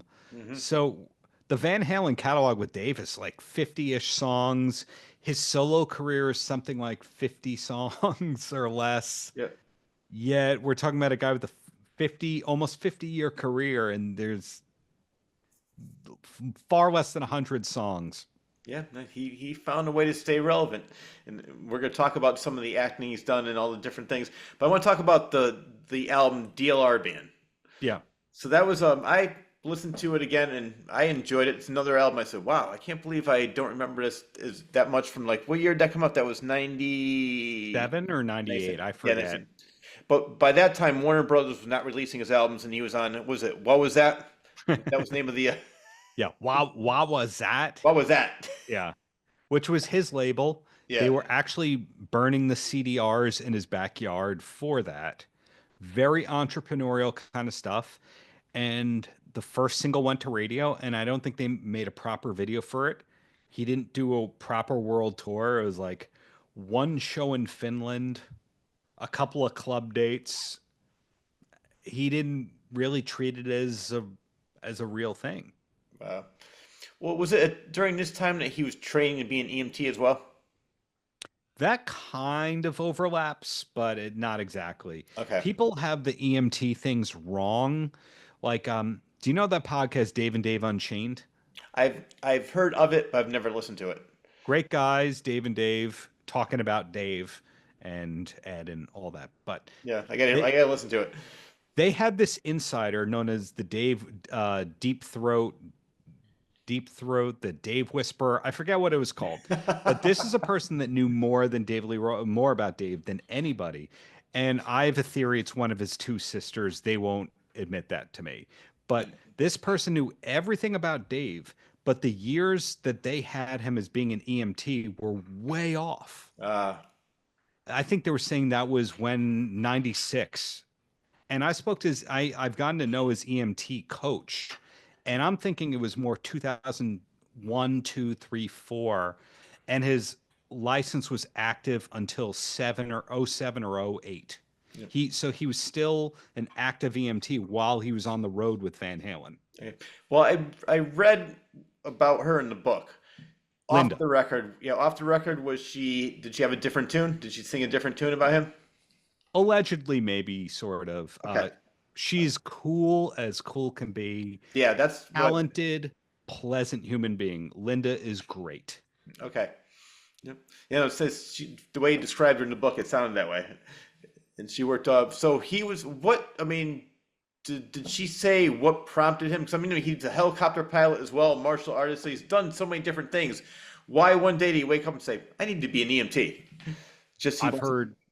I've heard 2 or 3 different stories. The one that he tells is that somebody was once hurt seriously, critically on a Van Halen crew, and he was wondering, what if no one could save them? I would want to save them. And he's told that story. Somebody else said that it was a promise to his father on his deathbed or when his father was dying that he had never finished his medical training from when he was a hospital orderly as a teenager. And then somebody else said like he just needed something to do. Yeah. I think the answer is between those three, because Dave didn't do a lot between Vegas 95 ending and '03, '02 with Sammy. Not a lot of gigs, not a lot of recording. Yeah. I love the fact that, like I said, he's not afraid to try different things, go different places, and it's funny. I can just imagine like being taken to the ambulance, like, "Hey, how are you doing? Stab and Dave here." Supposedly that did happen once or twice. That's funny. Well, Yeah. oh no, go ahead. Sorry. No, no, I'm just agreeing. Supposedly that did happen once or twice. And the person recognized him, are you who, that kind of a thing. But I can't imagine he looked like you. He wouldn't have the blonde flowing Yeah. hair. He was probably wearing a baseball cap. I don't know if I believe that. Yep. My mind went blank on this, but you'll know who I'm talking about. There's a meme that says, "When did Daily Roth become that guy from Lost in Space?" The Yeah, older that's guy. one of them. Yeah, I can't remember his name. Doctor, not the, whatever it was. You know who I'm talking about. Yeah. But but when they have the split screen, it looks exactly like him. So he, like you said, doesn't look like the Diamond Dave of the '80s. No, to his credit, he's had a lot of different looks. He's modernized, he's vintageized, for lack of a better Yeah, explanation. He's changed a lot over time. He's yeah, not like I really enjoy Loverboy, but for some reason Mike Reno thinks he has to do like the red leather pants, red headband kind of thing. It's like yeah. no one's asking for that. No, We and love you, Mike Reno, but no. that's exactly what I was going to say. It's like he keeps on reinventing himself, and he's not trying to do the splits from the '80s. He's just up there having fun. So he's not trying to recreate the magic. He just wants to play the songs, and I think just have fun on stage and entertain the audience. That's the impression I get. Because like you said, he never really left it. He just loves, and he was always ready to be back in because he just loves the music. He loves being on stage. He loves entertaining, and so I think that that's I love the fact that he's not trying to recreate, but he still wants to be a part of it. He said something when he didn't show up for the '07 Rock and Roll Hall of Fame induction. They were like really trying to grill him, but he wasn't doing a lot of interviews. His statement was that he was disappointed they didn't want him to perform. They just wanted him to be here. And he said the reason he didn't go was he likes to sing for his supper. Ah, And when I heard that, I went like, obviously that's a vaudeville era mentality, but I get it. He wants to entertain and he wants that overall process. He doesn't want money to do nothing like that Crazy from the Heat movie settlement or yeah, the K Rock settlement. He doesn't want money to do nothing. He wants to actually do something, yep. to his credit. Well, that was a great segue. 'Cause I wanted to talk about 2004. Stern announced he's going to be retiring. Yeah. He's leaving terrestrial radio. I mean, for Sirius. So, how did Roth's name become involved as a possible replacement? I'd actually at that time been working for an arts management company that had worked with Dee Snider, and supposedly he had been in the running. That rather than going, Howard must have been in 200 plus markets at that point with K Rock, right? Is that Yes, fair? 100, 200 markets? at least, yeah, They weren't saying let's give 200 markets to one personality. They were going, okay, we'll give 15 to Adam Carolla, we'll give 15 to Dave, and that kind of a thing. They were divvying it up and seeing who lasted. But everyone has it in their mind that like Dave took over for Howard Stern. yeah, He did, but in 10 markets. yeah. I know. So it wasn't this like big failure that everyone makes it out to be. He wasn't given the whole Howard collection of stations. And when Howard started, he was first on one station, and then it was New York and Philly, and then I think maybe Boston. Am I wrong about that? I think it was Boston. Yeah, because I live in Connecticut. I remember. Well, I'm not sure where I was able to hear it, like very faintly, but it might have been Boston. But Yeah. So but Dave's radio thing, everyone like whether or not you think it was good is one thing, but it wasn't this massive failure like everyone makes it out to be. Like he didn't bring in an audience like Howard within 3 months in exactly. 10 markets. Are you kidding me? Howard took years and years for like Baba Booey to become a thing that everyone said. That wasn't within 3 months. I know. That's what I wanted to talk about because they hired David Lee Roth to be David Lee Roth, and then they didn't like it because I used to love the Yeah. show. Two interviews I remember so clearly were one with Henry Rollins and another one with Ted Nugent. I thought it was Yeah. great. I loved it, and it's just his banter back and forth. He was just playing. He was doing all these different things that Howard wasn't doing, and I didn't want him to be Howard. I wanted him to be Dave, and I enjoyed the show from what I heard. But then, like you said, they expected instant success and instant ratings when give it time. They just did not give him time at all. You give it time. Radio shows build up that fan base over time. Opie and Anthony, they were on one station before they could take over all the other markets. Yeah. It's just organic kinds of growth right there. And I think they assumed, well, Van Halen sold this many records and people know who he is. So overnight, this will be huge. But as you said, management did not want him to be Dave at a certain point. So you want Dave's status, but not Dave to be Dave. And you expected him to be as big as Howard Stern and a natural for broadcasting like Howard Stern, but don't talk as much. Yeah. What? I Huh? think the funniest thing I heard was the only time I ever heard somebody out-talk David Lee Roth was when he had Ted Nugent on. And even David Lee Roth started laughing. He goes, I didn't think anybody could out-talk me. Have you ever interviewed the Nuge? I would love to. If you have a connection, please let me know. No, I've never interviewed him. We'll talk off mic about that. But Okay. long story short, if you go, how's it going, Ted? He'll talk to you for 8 minutes right there. Yeah, I'm not exaggerating. Listen to any of my interviews with, how's it going, Ted? Well, Darren, the weather's great. And Which, I love the Nuge. well, I found it surprising because he actually had some nice things to say about David Lee Roth.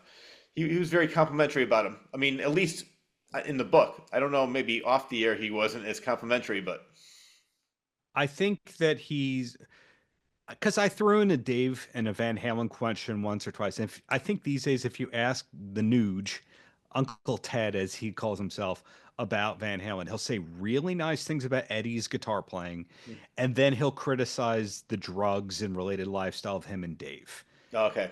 Yeah, unfortunately, that's where his mind goes to. But as you and I talked about, I don't think that Dave was the drug guy that his image wanted us to believe he was. I think he had his years of going to crazy girls and partying hard, but making it look like he was partying more than he was, if that makes sense. No, Like definitely makes sense. Howard Stern was talking about partying, but Howard Stern barely drank.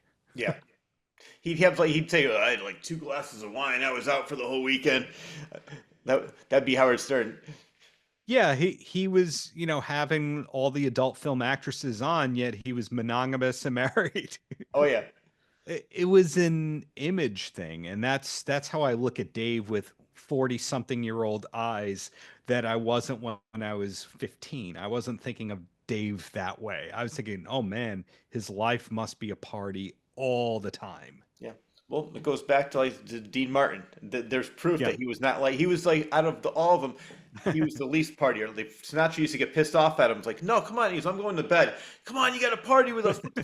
So I think it's funny. I believe that, Dave's a persona, and he wants people that believe that persona, and he lived it well. He made it look really good. Yeah, so the radio show, I think he was in a hard space where immediate success was expected. Be yourself, but don't be yourself. Yeah. And he tried to evolve what he did by having Brian Young playing music in and out of commercials, having the music in the background, yet having the guests, yet having the news people. He tried something original. It failed, and people used him as a punchline, but I don't think he was bad. I just think he needed a producer to keep him more streamlined a little bit, Yep. not like a suit to keep him streamlined, Yeah. if that makes sense. No, it does, and like I said, I remember listening to it back then, and that you can hear some of it on YouTube still, and I enjoyed it. But he did something called track blasting. What is that? I loved it. Was that basically him playing music in the background? Yeah, And then Brian Young was playing guitar on top of it, improvising, but he wouldn't Brian Young wouldn't know what key it was in. Yeah, that's the one. He'd take 20 CDs down to 3 of his greatest hits songs. They took funky jam sections of songs Yeah. without singing and then looped them and play it for 10 minutes. Yeah.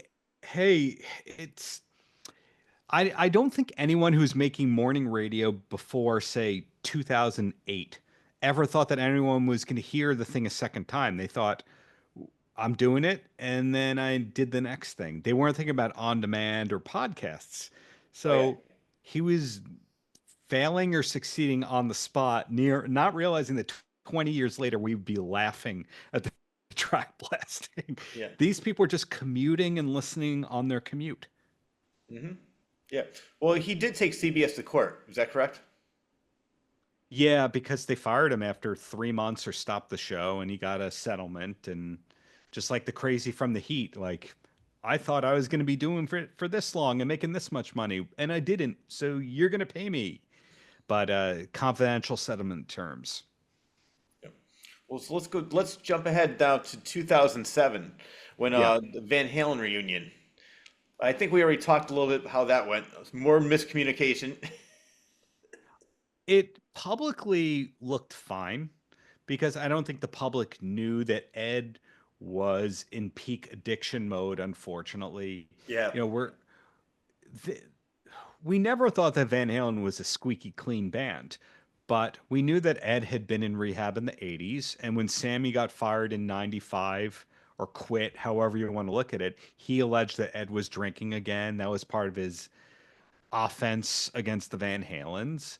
And then in '07, Ed was in rough shape.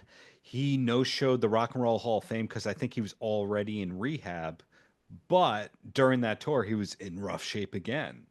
I don't want to say relapse or I don't know. But it sounds like he finally got his stuff together 08, '09, and was clean the rest of his life, which, power to him. But Dave dealt with a lot of stuff, but I think they let him choose the set list and the stage design on that '07 tour. Mhm. Yeah. Well, in 2012, they released their first studio album with Roth in over 30 years. It was called Different Kind of Truth, and they Yeah. had two new songs, Tattoo and She's the Woman. And Tattoo is the only song where Roth was credited as a keyboardist. Yeah, I mean, technically, those were all new songs in a way because they hadn't been really put out, but most of those songs had been previously demoed or leftovers that got repurposed. Like, you remember when there was that barrage of leaked footage from the late '70s and early '80s a couple of weeks ago on YouTube? Yeah. And one of those songs that they played live on the early tours, Down in Flames, that basically became Tattoo. Uh, yeah. But She's the Woman, I think, is one of the songs where the demo or the early version's very similar to the final product. Yeah. I, I like that album. I like those songs too. Great. That was great. Yeah. And I know that they came out with a best of, and Sammy hated it. He's like, "Oh, come on, we're in the, what best of makes it seem like we're over. We have nothing else to release." What was Dave's take on that? He's like, let's just do it, and I don't mind the money." Is that pretty accurate? Are you talking about the '96 best of or the '04 best of both worlds best of? Which is the one where Sammy was pissed off at? Where I'm trying to remember which one it was now. Where Sammy didn't want to do a best of because he goes, "It seems like we have nothing else to offer if we're doing a best of already at this time." That was probably the '96 one where it was half Dave, half Sammy, and two new songs featuring Dave. And those were Me Okay. Wise, Magic, and Can't Get This Stuff No More. And I mean, those were great new songs, interesting new songs. Then the '04 best of, that was half Dave, half Sammy, had three new Sammy songs, and those are abysmal. Yeah. Have you ever heard Up for Breakfast? I don't think so. I'm going to check it out right after its interview, though. I recommend you read the lyrics of Up for Breakfast while Oh man. it's like if Spinal Tap was writing a love song. It's just Oh man. it's so moronic, and they didn't let Uh, Michael Anthony play bass on it, and they just let him sing, and everyone regrets it. It was a rush job just to have something out for the Hagar reunion tour. yeah. Oh my God. I definitely have to listen to that. Up for breakfast. Up Enjoy. for breakfast with Larry. Make sure you listen to Larry. Let's go to 2015 when they hit the television circuit and they were doing Ellen, Billboard Awards, and my favorite. I remember seeing this when it actually happened. Jimmy Kimmel. The hitting in the nose Yeah, incident. Yeah. because I had no idea what happened at first. I just saw him run up, and then I was like, then I saw that they showed it over and over again. I'm like, oh, so he did the kick, and did he break his nose? I think, or busted his nose. I don't know if he broke it, but he definitely made it bleed. Oh yeah, Remember around when I saw him live in '03 during Jump, he would do his sword baton twirl kind of thing during the Jump keyboard solo. And a night or two later, he hit himself in the nose. So I think he's done that a number of times over the years. Like such a high risk, no payoff maneuver yeah. to to do all the flamboyant stuff. I mean, I could never do that kind of stuff. No. Kudos to him in the martial arts, but I was just gonna say with the samurai sword and everything too. I'm glad nothing happened with that. kudos to him. Talented guy, Yeah. motivated guy, always physically fit, but risk rewards, like best case scenario, I don't knock myself out. And people go, wow, that's cool. He could do that. That's the Yeah. best case scenario. Yeah. And if you do so many shows, at least you're gonna have one or two shows where something's gonna happen. Yeah, one night you're tired or you're nervous or you didn't do your whole morning routine and you hit yourself in the nose and people laugh at it for the next 15 years. Oh, I know. That's unfortunate. It's like now everything's on social media, but back then it's on TV, so they could just it didn't happen at a live show where nobody was recording it back in the 70s. Now you can see it anytime you want to go on YouTube. Oh, there's Roth kicking himself in the nose. Well, an interesting thing about that era, though, in 2015, was they did Ellen, Jimmy Kimmel Live, I think the Billboard Music Awards, and I Yes. don't think there was a fourth one, but they'd never done a talk show before that. Eddie had been on Saturday Night Live once sitting in with the band, and once with Letterman sitting in with the Schaefer band, but they never did a late night talk show. Yeah. Dave did Letterman once or twice with their band, but again, yeah, Van Halen did not do shows like that. With Van Hagar, they did the Jon Stewart show, the one that you mentioned before. Yeah. It was funny because I've seen the David Lee Roth on Letterman, and Letterman looks so uncomfortable. There was the one where he's doing the drinking thing. He's like, have a drink. And it's like, no, I'm not going to be drinking. I have this show. And then he's doing this weird thing. And I think, does he spit it up or something? I can't remember what happened, but Letterman's like, all right. Yeah, Letterman is an alcoholic in recovery. So I don't know when Letterman quit drinking. I didn't know that. I don't know what year it was, but Letterman had to quit drinking for his health and his sanity and to live. So that was a weird thing where Dave was saying, if you do this, you'll get a free beer. You'll win every drinking bet in a bar ever. And Yeah. he just keeps sipping. And then until he spits the whole thing out. I didn't get what that is. I didn't either, but just watching Letterman's face was hilarious. And now what you told me makes it even more funny because I had no idea. He's like, yeah, no, get that away from me. So Letterman had I'm a big fan of Letterman. I think too. comedy is what it is because of David Letterman doesn't get his due. But he'd always have to sneak the cigars. Yep. He had his habits before he cleaned up. Yeah. And people don't really think about that. The old, before CBS, when it was on NBC, the old Late Night with David Letterman, was my all-time favorite. So that's when he really, before he became corporate, even though Late Show with David Letterman was still funny, but yeah, I agree with you. Johnny Carson's my all-time favorite, but David Letterman's right there. And it's funny because Johnny Carson was, Letterman was his favorite too, so. Yeah, he mentored him. He gave him the time slot. Yep. He wanted Letterman to be his successor, but NBC and Helen Kushnick or whatever gave it to Leno. Yeah. Yeah, The Late Shift, great movie, right? Yeah. Did you ever have a chance to interview or meet Letterman? No, I'm Z-list for that. I've interviewed Paul Schaefer. Yeah. I've probably talked to people who've written for Letterman and all that. I love all that stuff, but I wouldn't want to interview Letterman. I'm not equipped for that. I'm not good enough for that. I'll just put it to you that way. I think you're being a little too modest, but I know what you mean. He'd be a tough interview. Yeah, I wouldn't want to meet or interview Howard Stern. Yeah. Like I've got him Martling and I've met John Melendez and all that a Yeah. number of times, but good enough for me. I don't want to get near Howard or Letterman. It's funny you said that because Stuttering John was just at the latest chiller. I'm going to interview him, and I interviewed another director recently, and he said, "So I see you're interviewing Stuttering John. I'm friends with Jackie Martling. Do you want to interview him?" So he gave me his email. So I'm going to be interviewing both of them very soon. So We need to talk off mic about this one. I'm so glad you brought that up. Thank you, because but Stuttering John did open for David Lee Roth on the '94 tour, so you may want to ask him about that. But we're going to talk more about that. I took you way off task, but yeah, Dave and Van Halen did those 2015 talk shows. Yep. Well, I'm going to take you off task because I saw Stuttering John open up for Ted Nugent. Oh, I can give you stories about that. Oh man, we'll talk about that one off mic as well. You know what? I mean, these are things we could talk about off the air, or if we want to do another whole show on the air about everything else, because you have so many stories. This is fun. You do too, but I think the 2015 era of Dave with Van Halen, I don't like that stuff. He's not singing great. He looks great. He's still in fantastic physical shape. He's not singing great. Eddie is playing very well. Alex is playing well. Wolf has a personality and he's playing great.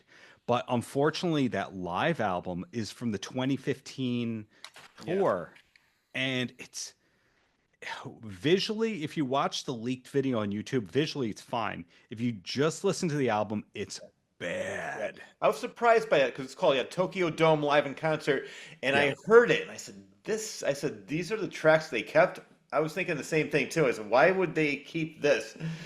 Well, here's a bonkers thing, and I don't think I've heard anyone talk about this. I'm not giving you an exclusive, but I'll tell you that what I'd heard is the 2012 or 2013 Madison Square Garden show was properly recorded and intended to be some kind of a live release, but miscommunication was horrible on those Van Halen tours.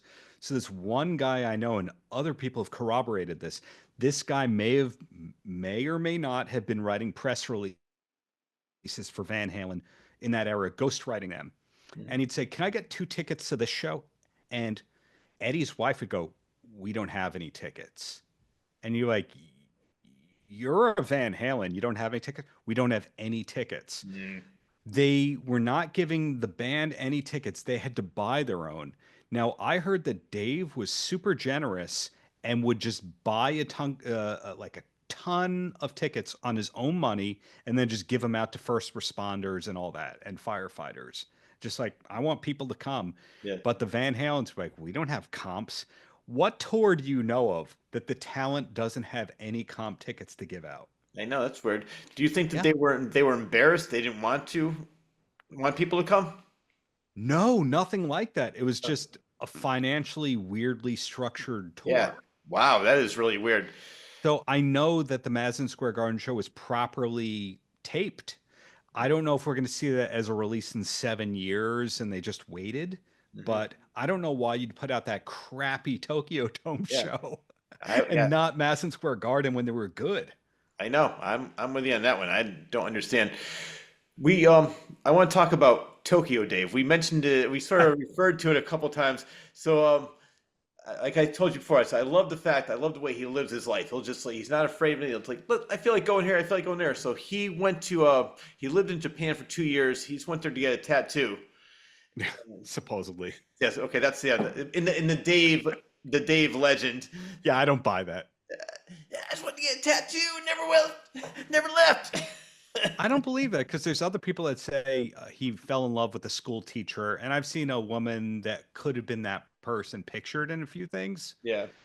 I don't buy it that he just wanted to get it, because if you were wealthy, you would fly that tattoo artist to LA. Japanese, I've been to Japan a lot of times.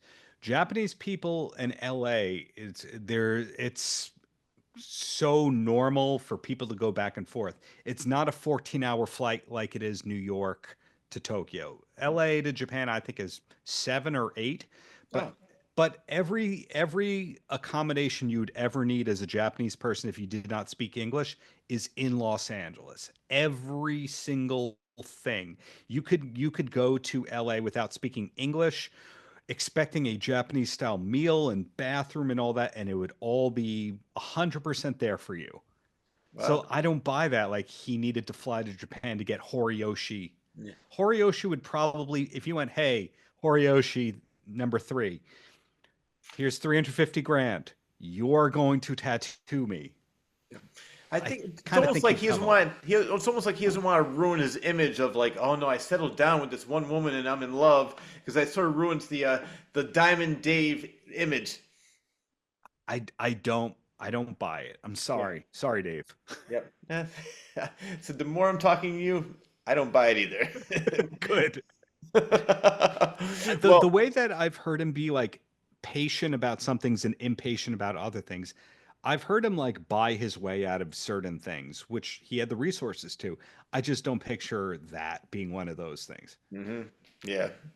Well, either way, he was in Japan for 2 years, regardless of the reason. And during that time, he was in the movie Tokyo Story, which I mentioned earlier. I saw, and I wanted, how did that come about?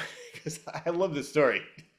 He just basically had an idea for a movie, and through somebody he met, a filmmaker, and basically said, "Here's what you're gonna do." And the person went, "Where's the script?" And there was no script. It turns out the person was just supposed to be taking notes on the whole thing because that's what it is. So that person had to put together the whole crew themselves, and nobody really knew what they were doing. And he roped in his Konoshiki, the sumo wrestler, to act, and that's what it was. Everyone got paid. He paid extra for a clearance or two of music, but I don't think anyone knew what it was while they were doing it. Kind of like No Holds Barbecue. Yeah, no, exactly. I mean, I don't know how much they filmed, but it was a very short film. It was maybe like 15 minutes or so from what I saw on YouTube. Yeah, it's like a 15-minute short, and he just put it on YouTube, and it never had a PR campaign, and it never went to theaters, and it never went to festivals. It just appeared, and it's on his YouTube channel, and that's it. And he spent a lot of money on it. Well, speaking of YouTube, I want to talk about two different things: the Roth Show and Yeah. Tokyo High Power Style. Tokyo High Power Stuff, is that the radio show you used to chime into, or remind Yeah, me of that? I think it was a radio show, but then it was later removed from his website for some reason. I think that he was guest hosting on Japanese radio, if Yeah, that's what I think it is. And that's super, super, super common over there that whatever the superstar from US or England or whatever comes over, they do media, they guest star. I know Paul Gilbert has done that kind of stuff for Mr. Big and Marty Friedman. That's all I know it was, but I think he was roping in his translator for that, his dedicated translator. okay. I, I was wondering if there was a reason why he had to remove it from his website. If there was some kind of copyright infringement or something that he was, whatever it was. But my YouTube channel has gotten a copyright strike from a Japanese TV station or two. So I hope that didn't happen to him yeah, because you could lose your entire channel for those. yeah, I know. There's a couple things where I had to, because can you have something on for like maybe 3 seconds or 5 seconds before they, yeah. So Yeah. well, I used to put stuff in my videos and I'd have to like cut it very short before they'd say, "Yep, take that off." But I do think, going back to the radio show, because I think Dave loves the radio. He grew up on radio. Gene Simmons is a similar way. You know it's not your bread and butter financially, but you grew up on this thing. You love it.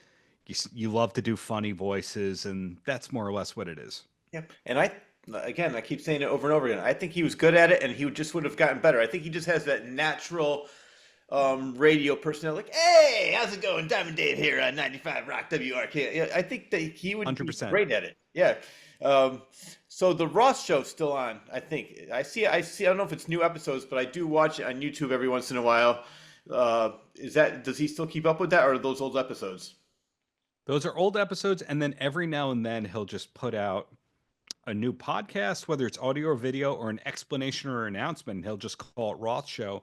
So at M3, his gong behind the drummer said Roth Show on it. So I think that's how he just brands whenever he feels like talking and putting something on YouTube. It's Roth Show.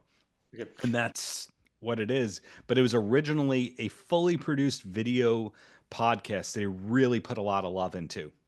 Yeah. Well, I have a question for you regarding trademarks. He has so many trademarks that he registered and ultimately abandoned. So what does he come up with all these great ideas and then just gets bored, like the shiny new object? Hey, I got this idea. Oh, wait, what's that over there? Is that what he does? That is my understanding, that he has a great idea. He'll pay the lawyer to trademark it. And then at a certain point he goes, I don't know. And then your lawyer goes, do you want to renew it? It costs this much money to renew it and demonstrate the usage. And then he goes, no, that's okay. And they just let it go. But he never announced to anyone that he had these things. It's just the obsessive people like me that figure these things out when we check databases. So he probably never thought twice about a lot of these things. Yeah. To him, this was just a regular Tuesday. It's like, yeah, I got this great idea. Wednesday, forget it. Let's move on to something else.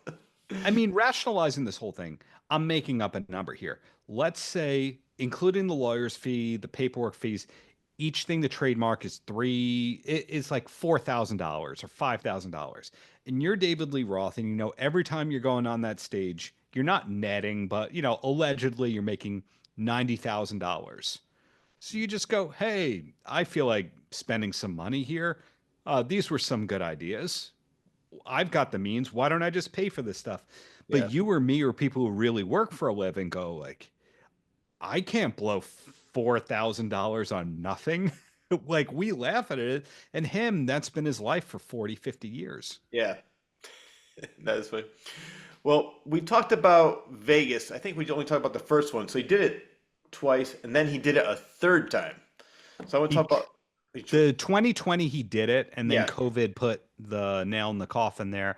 He was supposed to do it again starting December 2021. Do I have my dates right? Yeah, December 2021, and then COVID called it again because some of the people in his entourage had COVID, and they canceled it again. Never rescheduled it, but yeah, that's what I'm reading right here. He was also in Vegas for that weird Armin van Buuren jump live show performance, which I hope you have never seen. No, I have not. I want to know more about it though. There was some kind of a dance remix of Jump where they just took his vocals and it charted at #1 on some dance chart, and he performed it live at this EDM festival in Vegas, and it's a lot. Oh, that's a funny. lot. Is that on YouTube? Can I check it out? Last time I checked, it was on YouTube. It was like 2018, something like that, and it's not a good look. Another one I saw where he did like a reboot of Dancing in the not Dancing in the Street, Dance the Night Away, where he's older and he's dancing, he's doing this weird thing. That was kind of funny too. And then one of the two dancers in that, I believe, is Tony Basil, aka Hey Nikki, You're So Fine. Yeah, I know. She's choreographed basically everything that has like Go-Go Girls or like a 60s kind of dance feel to it. She's been so successful for like 50 years or so with all that. Wow, I didn't know. When I was doing my research and I was going through everything, like I said, you sort of they throw all this stuff at you. You watch one David Lee Roth video, then all of a sudden you get like 15, and that one popped up. I said, well, I never saw this one before, but I enjoyed it. Then yeah, it's good. It's good. It's also sad at the same time. It's not a good look because it's not what the fans really want. But at the same time, he does that and Tokyo Story, and he does so many things that just satisfy himself, and that's a good thing. And it's also it's a double-edged sword. That's Dave. Yeah. No, you put it so great, like that, so perfectly. I agree with you. It's like I'm looking at it, I'm like, well, I'm entertained, but it is kind of sad in a way, and just like I love that song so much, and I love the old Van Halen 2 version of it. And it's just but again, I always go back to, well, he's at least he tries. At least he does something different, and he's not just rehashing. He's not being Mike Reno. Who I like Yeah. a lot, Oh, me but the too. red leather, we don't need the red leather and the red headband. No, we That's don't. all. Yeah, I'd rather see him in a hoodie personally. It's okay. No, exactly. Well, I found this interesting too because I think it was in Vegas that he was asking the band what they wanted to play, but he said he did not want to do Yankee Rose. What was the reason for that? Supposedly, he thinks that Yankee Rose should only be performed on the 4th of July, that it's a patriotic song. And I don't think anybody picks up on that meaning except Tim. I know. 'Cause he said it was a novelty song. I said, I think it's a great song. I love the song. I love the video. And Yeah. whenever they played it live, I always, I mean, that's one song I can never get bored of. I just love he's talking with the guitar with Steve Vai. It's great. Love that. Still Yeah. love that all these years later. And he hasn't played it live in decades, on as far as I know. And it's such a loss because I think everybody would be psyched to hear Yankee Rose. Oh my God, yeah. Now, I can't remember which convention it was, but didn't Steve Vai, Billy Sheehan, and one of the girls from that video, the Yankee Rose video, get together and they played? I don't know if they played that song, but they played together. Which convention was that? Was it the I think that was NAM, Yes, NAMM, not Vietnam, NAM, yeah, yeah, the musician trade show, maybe 2018? yeah. I think it was before COVID. And was that the girl with the Tic Tacs? Is that the one that sang? Exactly. Who Okay, she herself, Durga McBroom, legit backing vocalist for Pink Floyd and I wow. think Bowie and maybe the Stones, and she was in a few Dave videos. And but people don't connect the dots that that's the same person as the Yankee Rose lady. Not if you were the they're like her. Yeah, She's legit. And when I spoke with her, she loves Dave. She misses Dave. She hasn't heard from him in a long time, but legit only fond memories. wow. Yeah, no, I did read that, and that was another one I wondered if she off the air, but no, she loved Dave. Nothing. She's living her best life in Italy. She had some personal loss, but touring, it's the kind of thing where she's doing really well in Europe. I think right now she's on the road with Brit Floyd, the Pink Floyd tribute Yeah. band that does well. But a lot of people have stellar careers in Europe, and it's so off our radar. She's one of them. Yeah, well, I always hear these metal bands that were popular in the '80s, and I've interviewed some of them, and Hmm. then they say like here, they don't really have the popularity. They're playing these small clubs. They go to Japan, or they go over in Europe, and everybody loves them, and they're rock stars again over there. And they come back to the America, and they're like, "Hey, how's it going?" It's just yeah, they still have that love for the old metal back there. Manowar and Yes. Virgin Steel, and there's a lot of those who they can't get arrested here, and then arenas or major festival headliners over there. Yeah. That's right. Well, you mentioned David Bowie. I have a question about this because I, I have it written down somewhere, but I can't find it. Van Halen was in the Guinness Book of World Records for that one show. They made the most money, but technically, David Bowie made more money because he's only one person and Van Halen's a band. Arguably, yeah, that's a good point. The most favored nations clause, I think that whatever he got paid, they had to get paid and vice versa. But supposedly Van Halen didn't make a penny on that US festival because they put it all back into the production and the staffing. Uh, but what I was surprised about with the US Festival, and I didn't realize this because I saw clips, and there was a big war between at least Dave anyway in the Clash. I don't know if you saw Yeah. that, but there was like going back and forth, and I thought it was funny. Like Dave was just he was just, I don't know if he was really drunk or not, but he had Jack Daniels and just saying all these mean things about the Clash. I love the Clash too, so I mean, I'm not putting them down. I don't know I forgot what the beef was with those two, but Something like there's no Jack like this is real Jack Daniels in our bottle, unlike that's the what. Clash. And yeah, I think that was just Dave being Dave. I've heard I never really rewatched it to check, but people have said that Dave really was messed up during the US Festival, and they re-recorded the vocals Uh, afterwards for the broadcast version, which I wouldn't be surprised about. I mean, those Oakland '81 videos that we talk about, those are touched up as well. Okay. Yeah, Van Halen's. There's tours where there was an offstage keyboardist for Van Halen. Nobody talks about that. No. That's not saying on any level they weren't amazing and the best. It's just saying they weren't afraid of a little trickery here and there. Well, I wish they did a little trickery on the 2015 live album. They did have an offstage keyboardist for that album, and I believe it's Alan from Night Ranger. Oh, really? Yeah. Uh, no, they needed a little bit more. As much as I like him as a keyboardist, they needed just a little bit more in that album, from what I heard. I agree, but at least we got something Yeah. rather than nothing, you know. Yeah. And that was the last one with Eddie, wasn't it? The last album that he was on? As far as I know, I think that they did record something else that hasn't been put out. And then Alex has been saying they've 3 albums of material and he wants to get Robert Plant or a guest vocalist or Yeah. I don't know. I don't know. I'm happy to hear it, but I didn't love the new thing that Alex put out with his book, the song called Brothers. I didn't like it. Mm. I don't like Van Halen only because of the music. I like it when it's the music paired with the personality and the vocals. Yeah. And like you said, it's like the way that Alex is acting right now, it's like in a couple years, nobody's going to even remember. All they're going to remember is the bad stuff too. 'Cause they're going to see them just Yeah. trashing everybody, miserable, just being they're vindictive, and that's the impression that Alex comes across now in these interviews. That's my take on it too, that we're only going to remember the dysfunctional stuff and not the greatness, and not that they were trendsetters and they are why Motley Crue and all those bands could have their day. Instead, we're going to think it all started with Motley Crue Yeah. because they're the ones who still have t-shirts and Hot Topic. Well, that's a great. I'm glad you brought that up. It's another good segue because I saw an interview with Nikki Sixx, and I want your opinion on this, if you think it's true or not. I guess they asked David Lee Roth to be a part of that tour when it was Def Leppard, Lita Ford, Joan Jett, or not Lita Ford. Was Joan Jett? Joan Jett, yeah. Okay, yeah, Joan Jett. Sorry. And David Lee Roth, he goes, "I'm not going to open up for the people I influenced."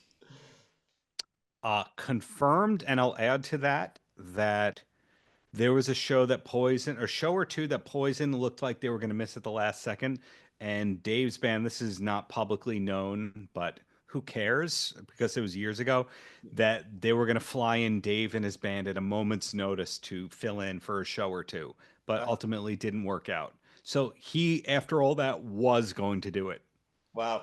Yeah, well, like you said, like he said, he goes, I want to play for myself. Right? He loves to perform. He loves to play. It's as much as like, but I think that even he headlined at the M3 one night. It's like if he had to open up, he probably would have said no. He loves to play, but he doesn't want to be opening for anybody. Yeah, you would be more likely to have Dave show up impromptu and play at your 7-year-old's birthday party Yep. than you would to go, here's 40 grand, play at this arena. He's more likely to do the thing that you didn't ask him to do in advance, that is just a bucket list thing. He is more likely to always be unpredictable like that. Yeah. Well, I want to go back because you brought this up a while ago about when Sammy was saying that every time because they would co-headline, and every time like one night Sammy would headline, next night Dave would headline, and according to Yeah. Sammy, oh, my bus broke down. Why do you say that that's a lie? Because when you're playing a legitimate union venue, they have what are called day sheets or call sheets, and it specifies what time everybody's load in is, what time everybody comes on and off shift, Hmm. what time sound check is. It's all broken down thing by thing. It's not loosey goosey because it's a Wow. union. So it'll say, have a whole list of things, and it'll say like 11 a.m. headliner loads in, 12 p.m., light sound and lighting load in, 1 p.m. sound check, 2 p.m. this, 3 p.m., 4 p.m., 5% 5 p.m. bus call, 6 p.m. catering arrives. The whole thing is laid out for the day because there's many millions of dollars on the line for that one show, and insurance policies. Mhm. So the whole idea of, oh, he called and he said he was going to be 20 minutes late. Really? So you're telling me that Dave didn't go through hair and makeup before he came on the stage? I never even thought of that. That's true. Yeah, like Dave just came off the bus in a pair of leather pants and not having his hair done Yeah. and no vocal warm up. He just walked on stage. Yeah, Good point. right, Rich? Yeah. Yeah. Okay. All right. Yeah. Point proven. Yeah. Well, It's illogical, but Sammy says it enough times George Costanza style. It's a fact. if you believe it's not a lie, then it's not a lie. I love Exactly. something like that. All right, well, right now we're talking about Vegas around COVID time, so I'm going to talk about COVID-19 and the Roth Project.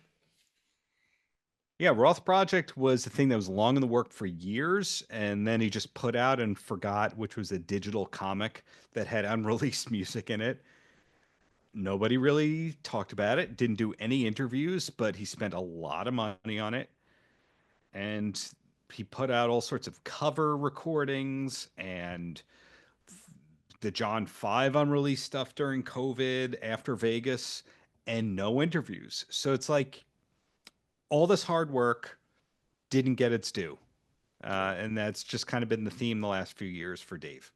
You know, it's funny because I'm a big fan of Kevin Smith, and I don't know if you are, but Kevin Smith did Mhm. this thing with Prince, and I don't know if you ever Yes. heard the story.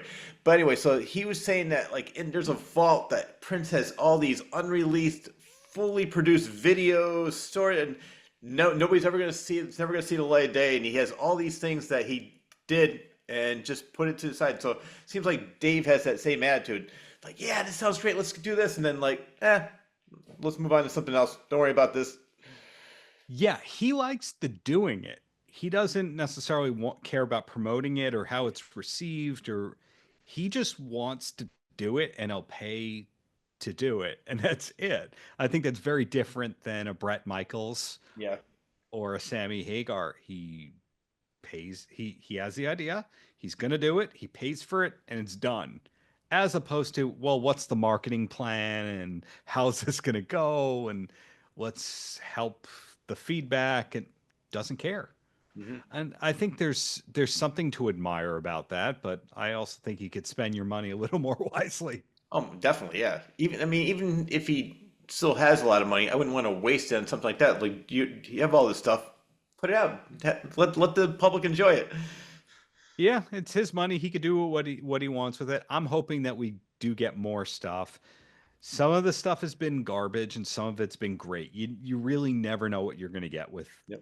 his unreleased stuff when he puts it out later. Yep. One of the things I was surprised about is I'm a huge Steel Panther fan. Hmm. I did not realize the singer was it Atomic Punks is the name of the band. It's Yeah. a Van Halen tribute band, and I could picture him being David Lee Roth so clearly because I've seen him live a couple of times, and he definitely is doing like a whole '80s persona and he's definitely Diamond Dave on stage. It's hilarious. Like, Yeah, Ralph was legitimately in LA Guns for a little bit. When the Edelman Smile Band was going to reunite at the Lucky Strike Band before Dave committed to it, Ralph was going to sing for them. He knows the Dave catalog probably better than Dave does at this point because Steel Panther was originally a cover band yeah, that evolved into originals. yeah. And I love them. They're hilarious. The music's good, and they definitely have that whole '80s hair metal band down so great. Uh, I want to see. Let's see. We talked about Dave's retirement. So I love this quote. One of the things he comes out with these great quotes is, I threaten retirement 4 times a day, and I threaten never to retire 5 times. So obviously, after the M3 concert, sounds like he's back for a little while more. He's out of Yep, retirement. calling back to what we said before, 20 or so gigs have been announced. Yep.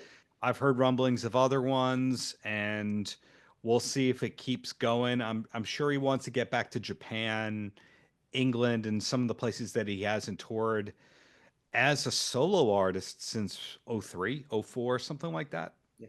I'm hoping because I know the M3 he only played Van Halen. I love his solo stuff as well. So I hope he integrates it a little bit and plays the Van Halen songs that people want to hear, but also the solo stuff that people would love to hear as well.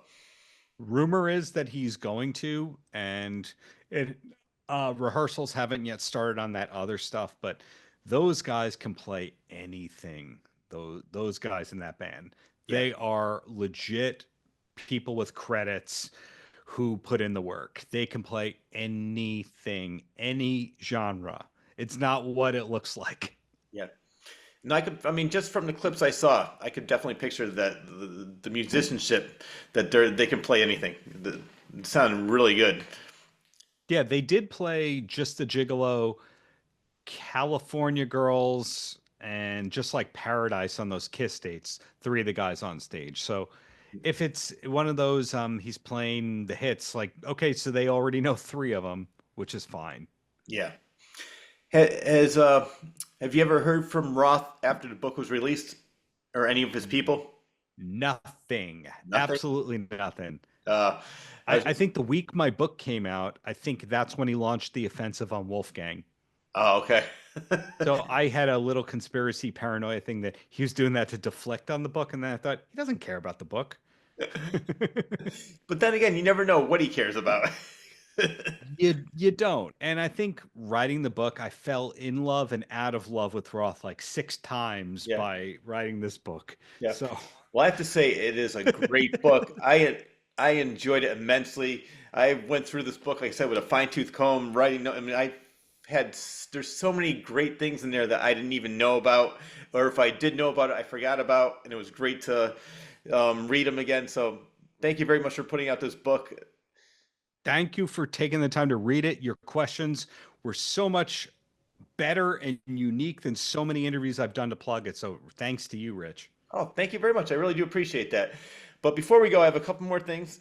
Um, to you, what is the legacy of David Lee Roth?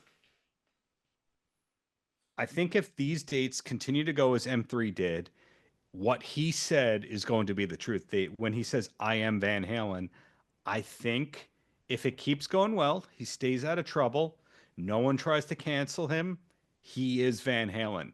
And Mhm. that's it. I don't think that Eddie's estate is doing anything to make him Van Halen. I don't Yeah. think that Sammy's tour does anything to make him Van Halen. I think anything Sammy tries to do, Alex's team will legally block or vice versa. Mhm. So by default, Dave might be Van Halen. Yeah. Well, to me, I think that he's the better person to keep Van Halen in the spotlight than Alex right now. It's like he's still out there having fun, smiling, singing the songs instead of being vindictive, angry, bitter. So, Publicly. yes, Publicly, exactly, that is. exactly. I know. Let's again. There's public Dave and private Dave. Yeah, that's one of my biggest takeaways from the book. He's not Diamond Dave 24/7 like I thought he could have been for a little while. Yeah. He probably like there's a mixture of, like, as you said, like he's done it so long he doesn't know any other persona, but then after a while he probably gets so tired of trying to be that all the time. It was like, fuck this. I'm tired, especially at 70. That is my assumption, but I think that he can do a 90-minute live show as Diamond Dave Oh yeah. and pull it off if the energy from the crowd is there. But if he's playing to 150 people, I don't think he'll get that energy and he can't do it. Yep, that's different. Well, for you, what's next and where can people find you? So I put out interviews like 5, 6 days a week through the Paltrocast, Hmm. which airs on OTT carriers and TV stations, kind of like the Claws Corner does. And it's also up at paltrocast.com. So follow me on YouTube and you'll see interviews all the time if you like them. All right. Well, Darren, it's so much fun having you on the show. Don't leave yet. Well, you're the one recording it right now, so don't leave. But because I want to talk to you off the air about some of the other things, but it was a fun interview, so interesting. Thank you very much, and I would love to have you back anytime you want to come back. Thank you, Rich. Thanks. Likewise, we'll keep in touch. And we're off the record now? No, not yet. We're almost done. I'm going to do the outro, but before I do, I'm going to Yeah. leave you with what David Lee Roth would say: Yeah. 1-800 see ya. Oh, you read the book. Thank you, Rich. Did Thank you, read the Rich. book. So that wraps up the latest episode of the Claws Corner. A huge thanks goes out to author, host, and licensed investigator Darren Paltrowitz for taking time out of his extremely busy schedule to be a guest on my show. Thank you very much, Darren. Another huge thanks goes out to editor extraordinaire John Bristol, the award-winning Elmwood Productions, for always doing a superb job editing the show each and every week and making it available to all on YouTube and Patreon. I am also extremely grateful to Rob Bull and Al Coles for all they do to make my show available on Spotify, Amazon Music, Audible, iHeartRadio, as well as a cable station in Connecticut. And lastly, but definitely not least, I need to thank you, the viewer, for always tuning in. Enjoy your day, everyone.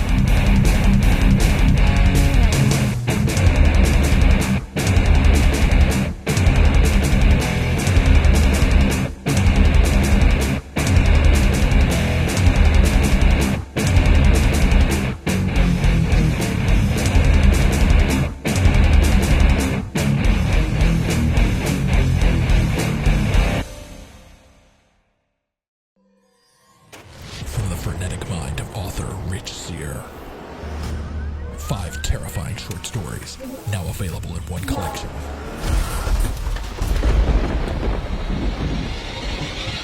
Confessions of a Frenetic Mind. 5 tales of blood-curdling terror. Available on Amazon and Barnes &